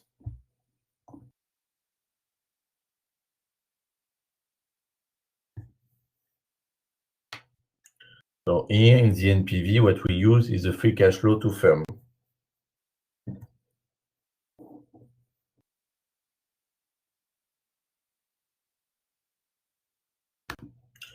Do you have the NPV?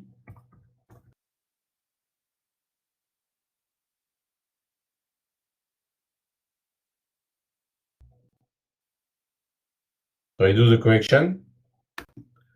So I need first to create the P&L for the 4 years, only for the first part of the P&L about the operating profit. I expect first a revenue of 60,000. So here I can change the name of the cell. I put growth rate and it's no more D10. So you can change the name and put a name. If you put a name to the cell, now you can do 60,000 multiplied by 1 plus growth rate. The growth rate is here. It's a way to keep the link to the same cell. If you use the term D10 and you move to the right, you will take the cell E10. If you do, I make a link to this one, and now I move the formula to the next one. Now you translate and you use F10, E10 to F10. If you don't want to translate the link and to keep the same link, you have to put a name to the cell. It's what I did for the growth rate. I put a name, growth rate. So now I can use this one all the time. It's a link to the cell growth rate. I did the same normally for this one. The 10% now is the name, is the weighted average cost of capital, and the 20% is income tax rate. In the operating variable cost, I have only cash variable cost. So I use this one. And again, I will increase this one because of the increase in sales volume. Suppose I don't have non-cash variable operating expense. So the sum of the non-cash and the cash is only the cash expenses.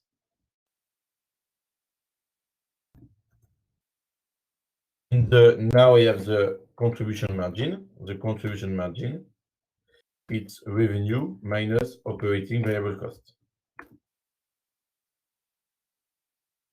I can calculate the contribution margin rate. It's the contribution margin divided by the sales revenue. I keep 50% of the sales revenue after the variable cost. And the variable cost represents 50% of the sales revenue. For the fixed cost, we have cash fixed cost. It's the 10,000. Here we can put dollars and we can keep it because we have only the volume effect. So we suppose we don't change the fixed cost in function of the volume. In the non-cash fixed cost, we have the D&A expense. We take the 50 with dollars depreciated over 4 years. So divided by 4. So we take for the 4 years. Now we have the total fixed cost with the cash and non-cash fixed cost.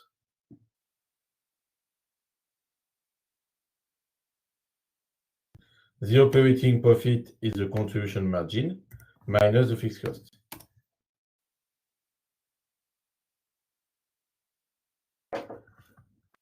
So we increase the operating profit thanks to the operating leverage and the growth rate. Operating leverage, it means because we don't increase the fixed cost, we increase the profit because we don't increase all the expenses. So we increase more the profit than we increase the contribution margin.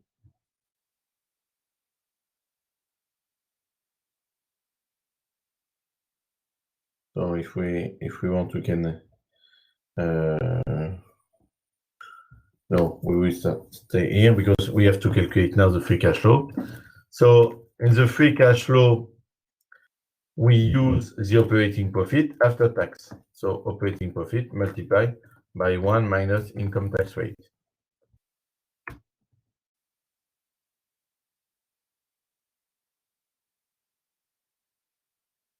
So we have the NOPAT or NOPLAT for the year 1, 2, 3, and 4. Is the beginning of the project. So we separate the beginning of the project from the end of the year 1, 2, 3, and 4. At the beginning of the project, what we put is the investment in inventories. So we invest in the working capital requirement 10,000 and the investment in property, plant, equipment. So the free cash flow at the beginning of the project is all the investments in the net operating assets. For the year 1, so we eliminate the non-cash expense and revenue. So we eliminate the 12,500. We have a change in current operating assets, current operating liabilities, because of the growth rate. So here we have one assumption.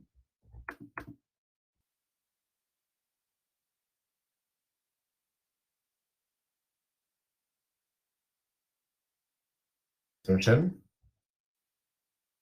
We don't put in blue, sorry. Okay, assumption is operating working capital or working capital requirement divided by the sales revenue is fixed. So if we suppose the ratio is fixed, when we increase the sales revenue by 5%, we increase also the operating working capital. So here we can put what is the working capital requirement. The working capital requirement at the beginning of the project is the 10,000. And every year you increase by 5% because we keep the ratio fixed. Operating working capital divided by the sales revenue. So we increase all the time the working capital by 5%. And at the end of the year 4, we suppose we take back all the cash from the working capital. At the end of the project, you suppose the working capital requirement is 0. So now we can calculate the change. The change, when we increase, it's a cash outflow. So we use opening minus ending. So we increase the operating working capital by 500. So we consume 500 in terms of cash. At the end, the number is positive because you take back all the cash invested in the working capital requirement. Okay. Now we have the operating cash flow. We need to take up this also. The operating cash flow is the sum of the three. NOPAT plus non-cash expense plus the negative increase in operating working capital.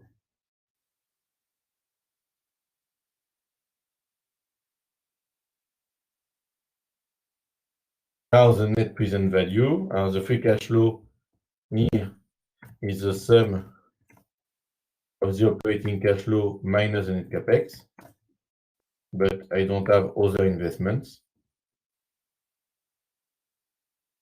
So here I stay with the same value. So the net present value now is initial investments plus NPV. The discount rate is the weighted average cost of capital. And what we discount, it's from the 18 to 33,849. So all this is discounted. The first one is discounted 1 time, second one 2 times, third one 3 times, fourth one 4 times. So we have in the NPV 10,670.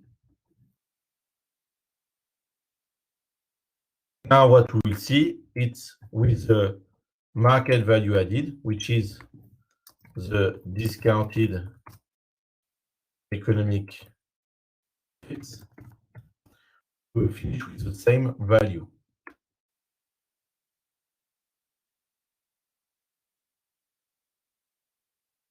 So in the property, plant, equipment, we start with the 50,000. And we want at net value. What we want is the net operating assets.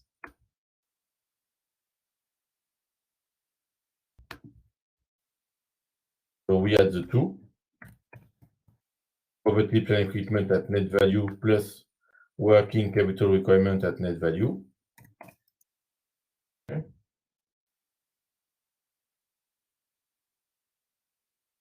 We have the net operating assets at net value.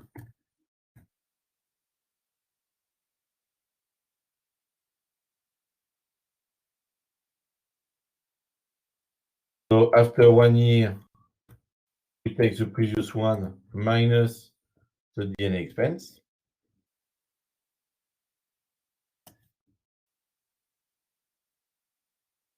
At the end of the project, is totally depreciated. So we don't have terminal value after 4 years because we don't have any more some net operating assets. So we finish the project and we suppose we don't sell nothing and we don't continue the activity because we don't have any more net operating assets.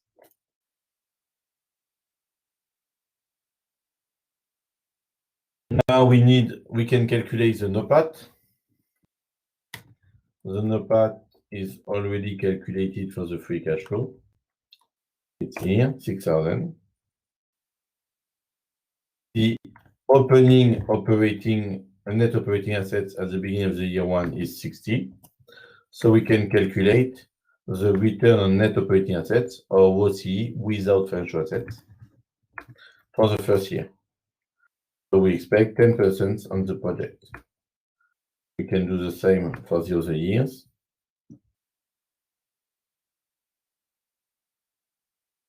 We compare the ROCE with the weighted average cost of capital after tax. So the 10 minus the weighted average cost of capital. The spread is 0 the first year and after is positive. And we say for the economic profit, we multiply by the net operating assets. Net operating assets at the beginning of the period. So opening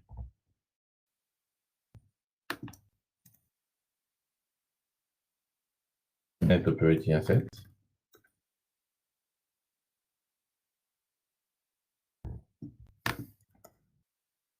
So here we are, year 1, year 2, and so on.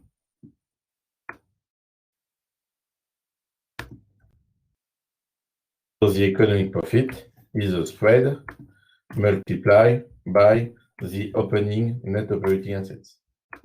So we don't create value the first year, but we create value the second year, the third year, and the fourth year. So it's very different, the point of view of the economic profit from the free cash flow. The free cash flow of the first year without the initial investments is positive, 18,000. But in reality, we are not creating value for the shareholders. Now we discount everything. because we are at the end of the year one when we have this economic profit. So we discount at the weighted average cost of capital, and we discount this one time, 2 times, 3 times, 4 times. And you see at the end, we have exactly the same value. So here it's the economic profit at the end of year one. So we are at the end of year one. Here we are at the end of year two for the economic profit. Okay.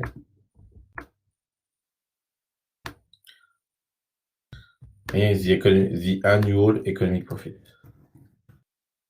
Okay. And multiply by this. Okay. And it's all the time equivalent. If we have only one project, if we put 2 projects together, if we include the sale of assets at the end of the period, and so on, we can find the same values.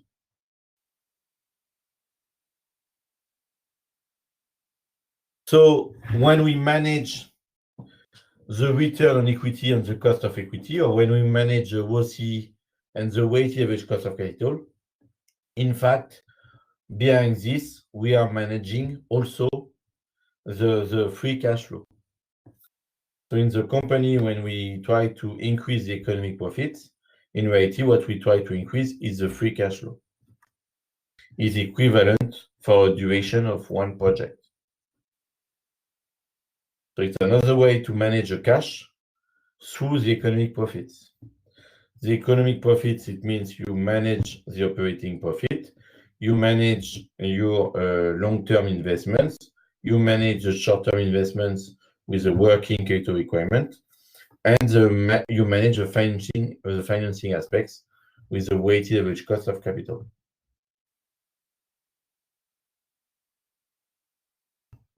So we have 10,670 with the NPV calculation, and we have the same with the market value added calculation. So we finish with the same value. So there is a link between the return and the free cash flow. Here, in fact, is more the return on net operating assets we use. So the perspective of the return on net operating assets, because we don't care about the financial assets.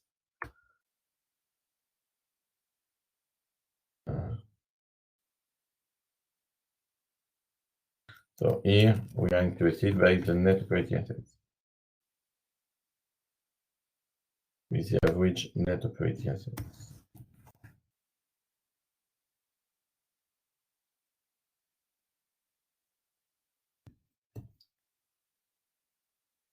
We saw this kind of calculation before.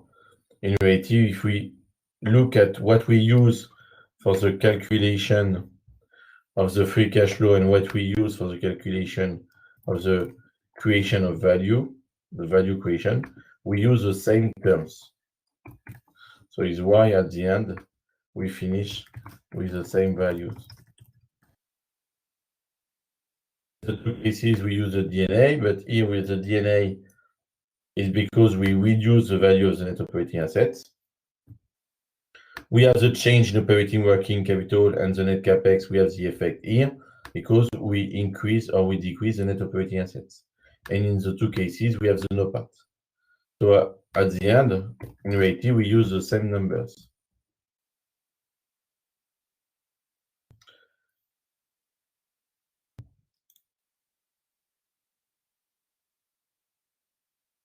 If we use with an additional project, we add this project to the first one. Now we have for the 2 projects together 25,504 with 2 projects in the same. So we have 2 times investments.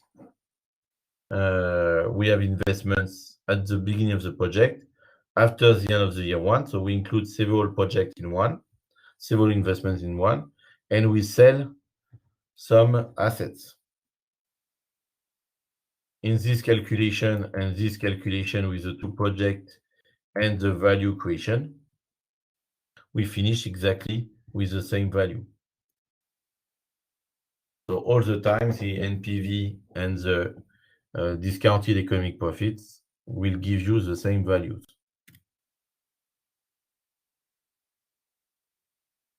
So we saw a different calculation of the free cash flow. Now it's not the free cash flow from the statement of cash flow. In the statement of cash flow, when we saw the free cash flow, it was all the operating cash flow, the first category, minus the net capex. So in this operating cash flow, in reality, we include the interest paid, the interest received, and all the income tax paid. In this presentation from the NOPAT is different. We don't want the interest paid, we don't want the interest received, and we don't want all the income tax paid. We want only the income tax related to the operating activity. So it's different from the calculation from the statement of cash flow.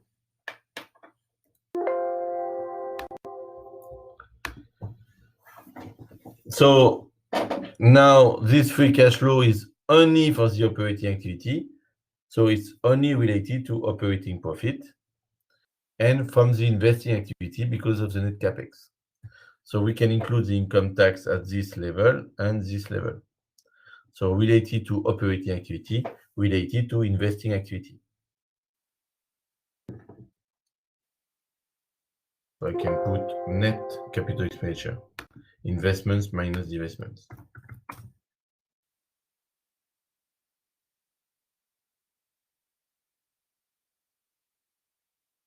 When we have the free cash flow, if we want to finish with the change in cash and cash equivalents, the bottom line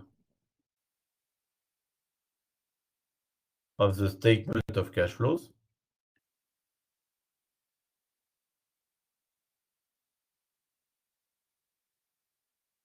we need the interest paid and the interest received.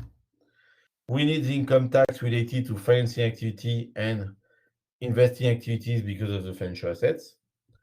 We need the acquisition and the sale of financial assets. We need the repayment of the loan, compulsory repayment in advance. We need the new loans. We need the dividends paid. We want the repurchase of the shares and the issuance of shares. So we have the equity financing.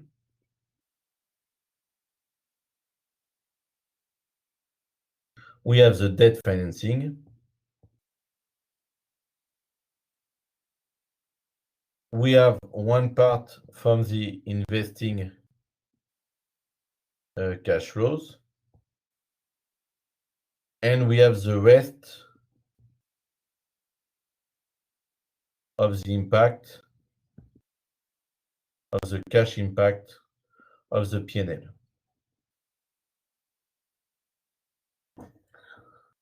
And we finish with the bottom line of the statement of cash flows. So now is no more in three parts. Now is not operating cash flow plus investing cash flows plus cash flow for financing activity and the exchange rate effect. And we finish with the net cash flow. So this is a statement of cash flow. Now it's different, the presentation. The presentation now is the free cash flow in the first part and the use of free cash flow in the second part, if it's positive, or if it's negative, the financing of free cash flow. And we are talking about the free cash flow to firm. Free cash flow to firm. So it means in function of the sign of the free cash flow, you don't take the same decisions in the second part of the calculation. And between the free cash flow and the change in cash, you can explain the change in net debt. So here the change in net debt, I could take, Here, in the net debt, I have financial liabilities only minus the cash. So here is net debt is minus the cash only. So it depends. You can have the net debt including financial assets or not. So I can show different lines. I will add one line. So here I have a change in net debt, including all the financial assets in the calculation of the net debt. And here I have the change in net debt, including only the cash in the financial assets for the calculation net debt. We have different kinds of net debt. Do you take all the financial liabilities minus the cash, or minus all the financial assets, or minus the short-term financial assets? You can have different calculation of the net debt. So now you have two calculations of the change of the net debt. You can calculate the change in the net debt from the bottom line. So here you have the change in gross debt. Here you have the change in cash. So you can find the change in net debt from the change in gross debt and the change in cash. Or you can use the other calculation. You can calculate the change in net debt from the free cash flow. When you do the forecast, for the forecast of the change of net debt, you need to start from the forecast of the free cash flow. So in the forecasting process, you start from the free cash flow.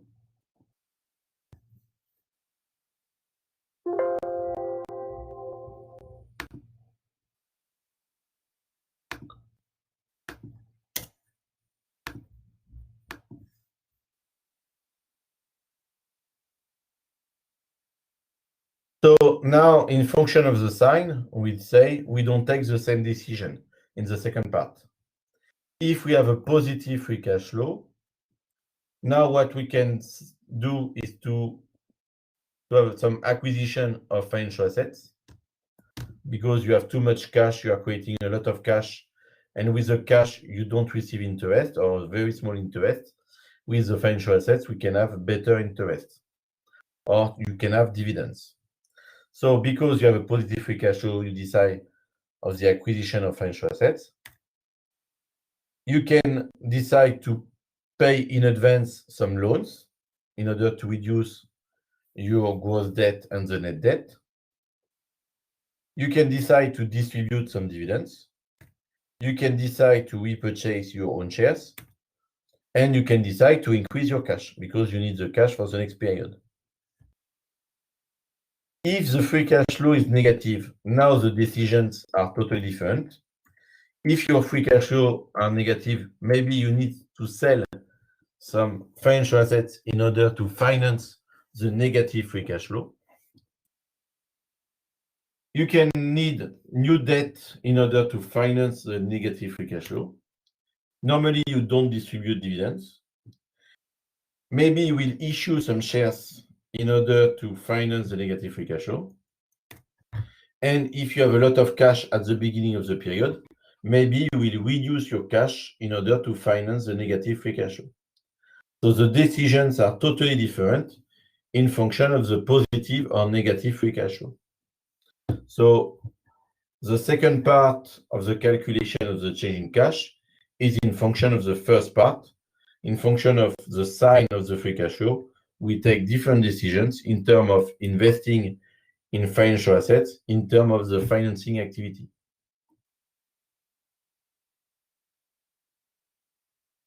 So we finish with one exercise.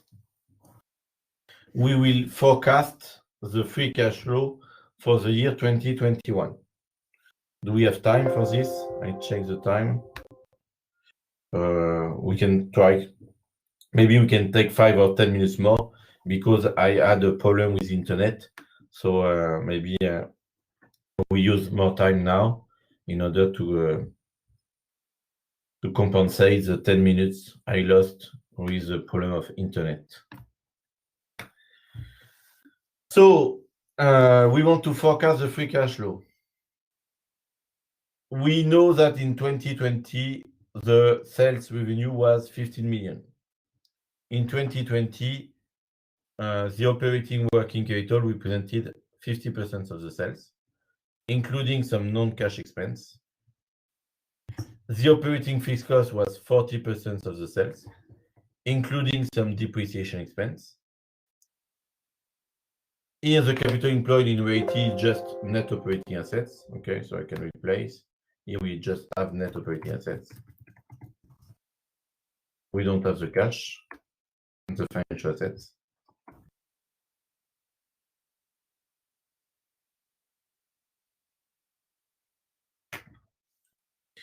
In the net operating assets at the end of the year 2020, we have the gross value and the net value. The difference between the two is because of all the reduction in value, accumulated depreciation, accumulated write-down of inventories, and allowance for bad debt, allowance for doubtful accounts. We suppose the operating working capital is related to the operating cycle, and we forecast for the year 2020 an increase in sales revenue by 20%. Because of this, we need to invest at the beginning of 2021 1.8 million, and these investments in non-current assets will be depreciated over 5 years with a straight line method. For the income tax rate, we use 1/3. Can you calculate the estimated free cash flow for 2021 because of the sales volume effect?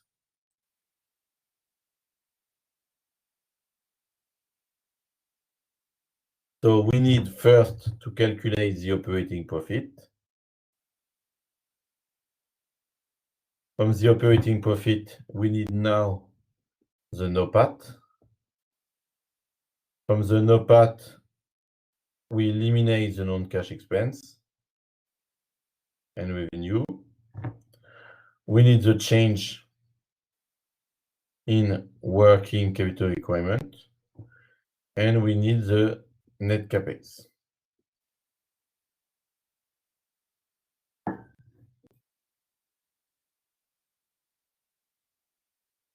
So we want only the volume effect.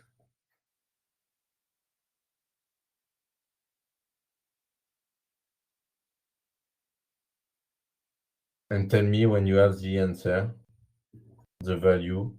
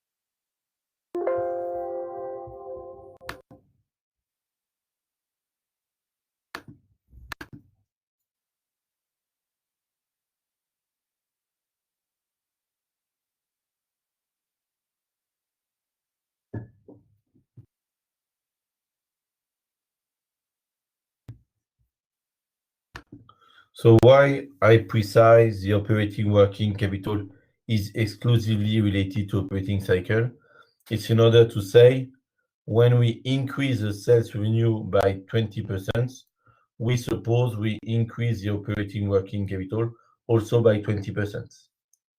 So it's in order to say the working capital requirement or operating working capital divided by the sales revenue is fixed.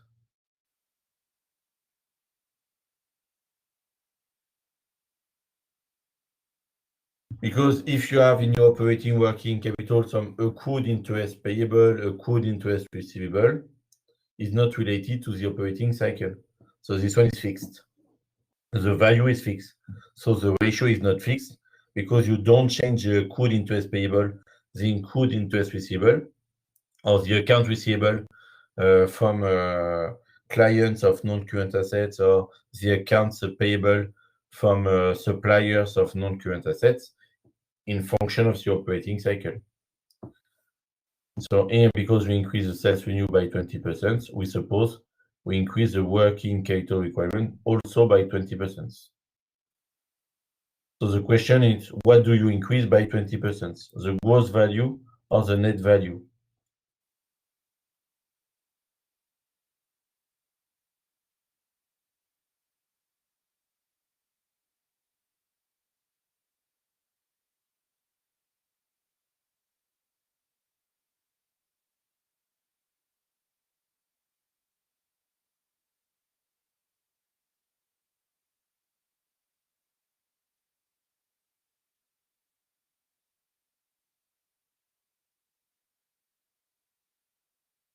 So first you want the operating profit.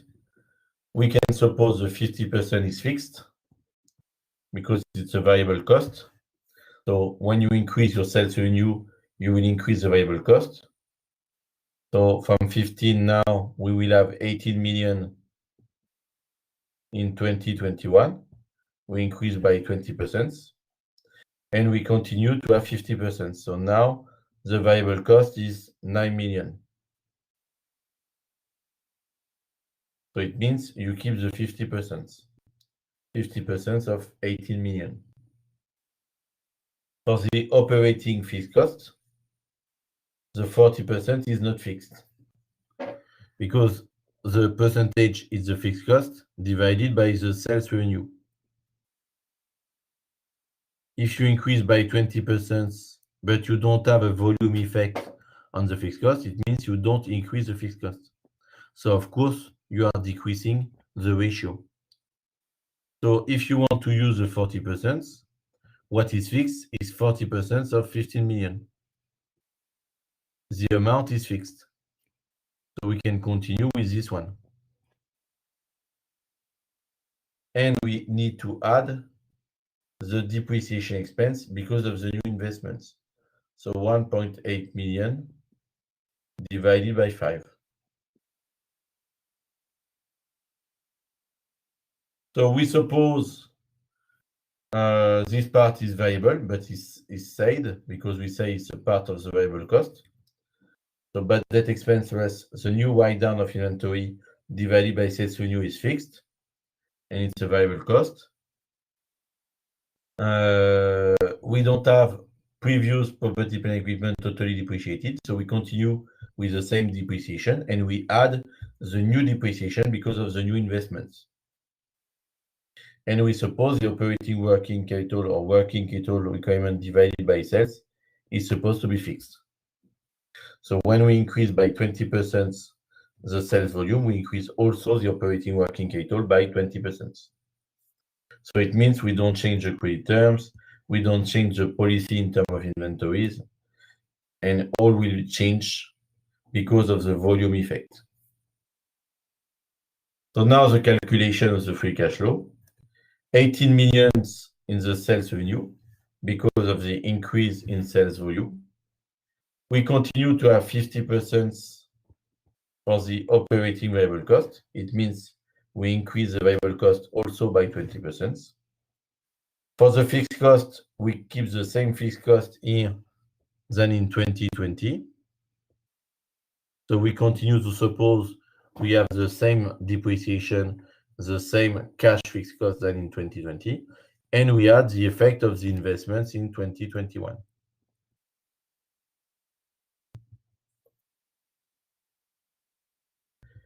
So now the operating profit is this one. So with the new investments, we suppose we don't compensate some previous D&A. We don't have to compensate the fact we have a decrease in capacities by new capacities.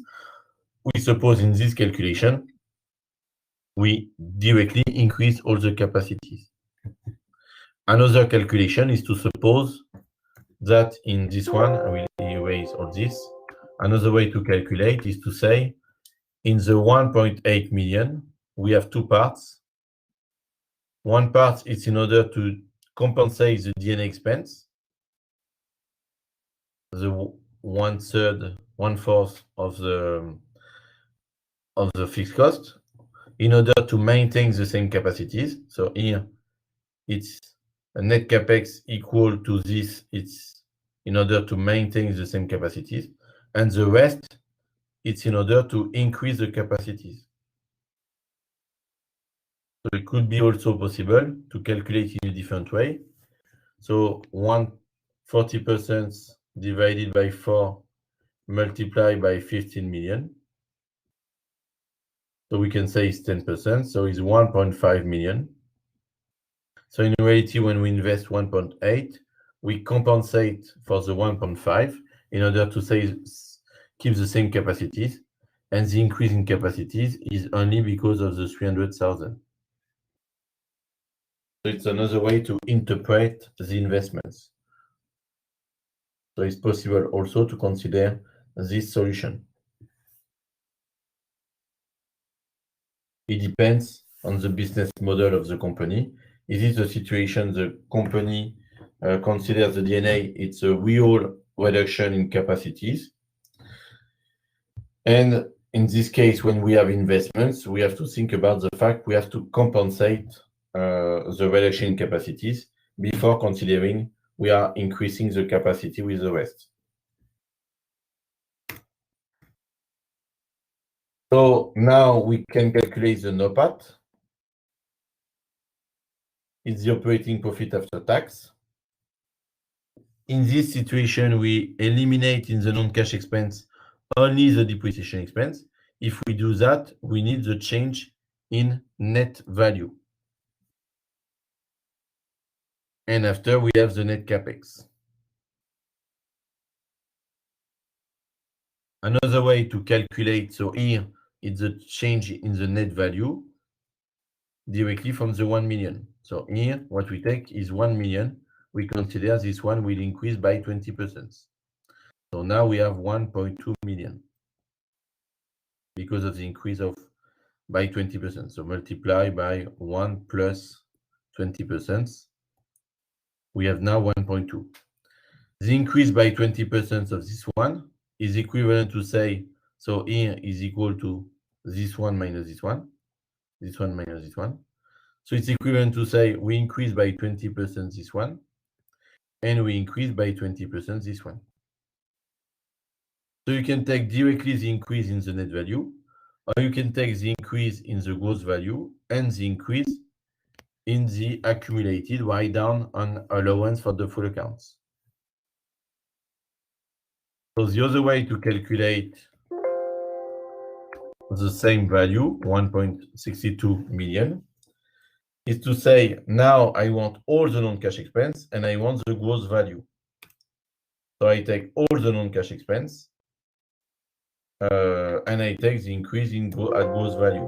So I can say at gross value.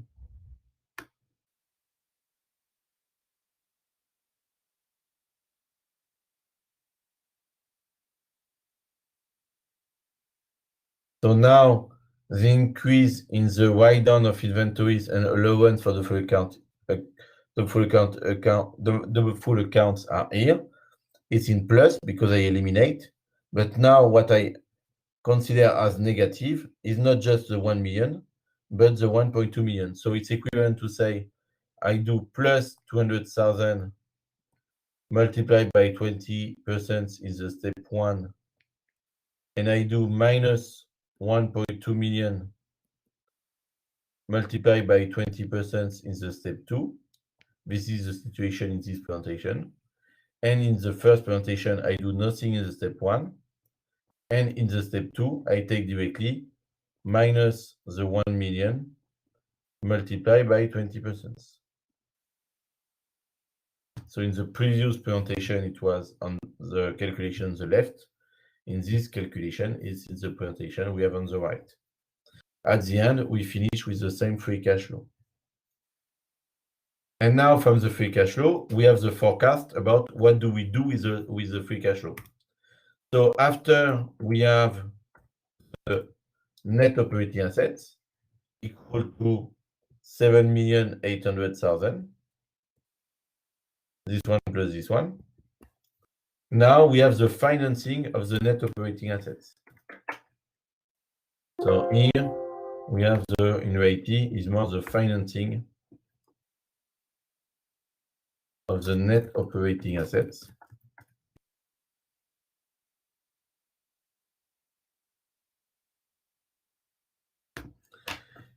We have 4.3 from the equity, and with the net debt, we have 3.5. So again, we have the 7.8 million.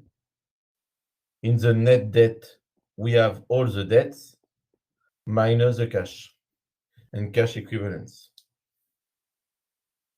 We have expectation in terms of return equity.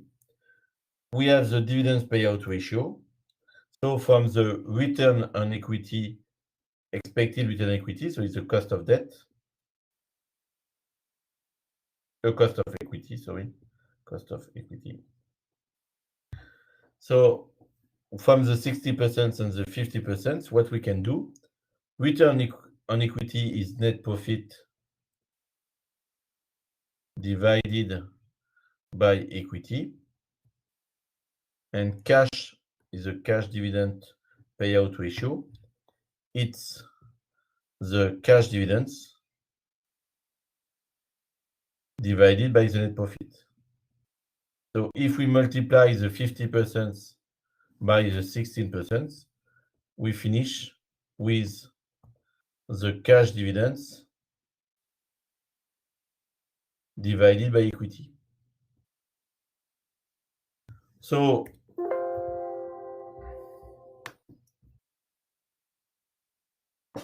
from the equity, we multiply by 60% multiplied by 50%.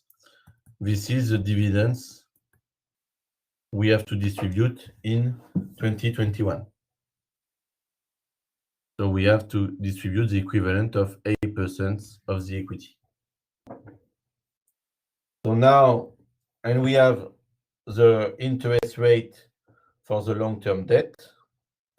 We have the interest rate for the short-term debt. So what is the change in the debt? The change in the debt is your free cash flow minus the dividends paid, minus the interest paid, but because of the interest, you will reduce your income tax.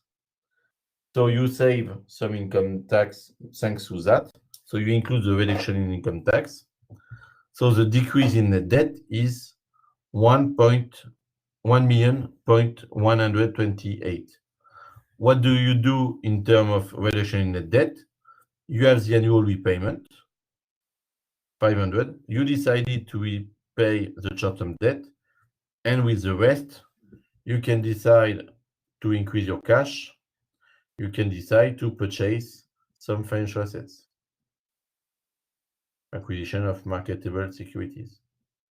In all the cases, it's a reduction in net debt because it's included in the calculation of the net debt. So here we have the forecasting process for the change in the debt from the calculation first of the free cash flow. In the interest, don't forget, interest rate is 1.2% per month, and we suppose we'll repay after 2 months. It's 6% for all the year. Tomorrow we continue with this aspects of the free cash flow in order to talk about how we manage the activities. So we'll talk about the Boston Consulting Group matrix. This matrix.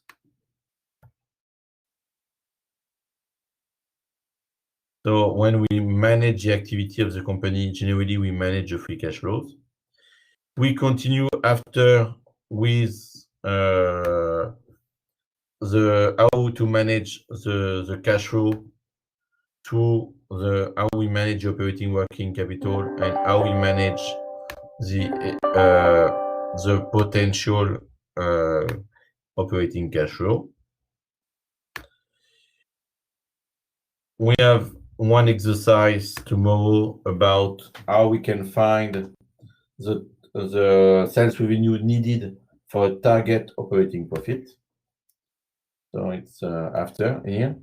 We have a target cash flow. What is the needed revenue for this target cash flow? And after we will see how to manage the operating working capital. So we have many things to do again tomorrow. And tomorrow I will show you the case study you will have to do and during 1 month. 1 month to do the case study. Okay? And sorry again for the problem with the internet. I hope tomorrow I will not have any more of this problem. It's because of this. I don't understand why it's not working. It was working all the days, all the other days, but today I have a problem with this. So I use the Wi-Fi in order to have a better internet. Thank you and see you tomorrow. I stop the recording.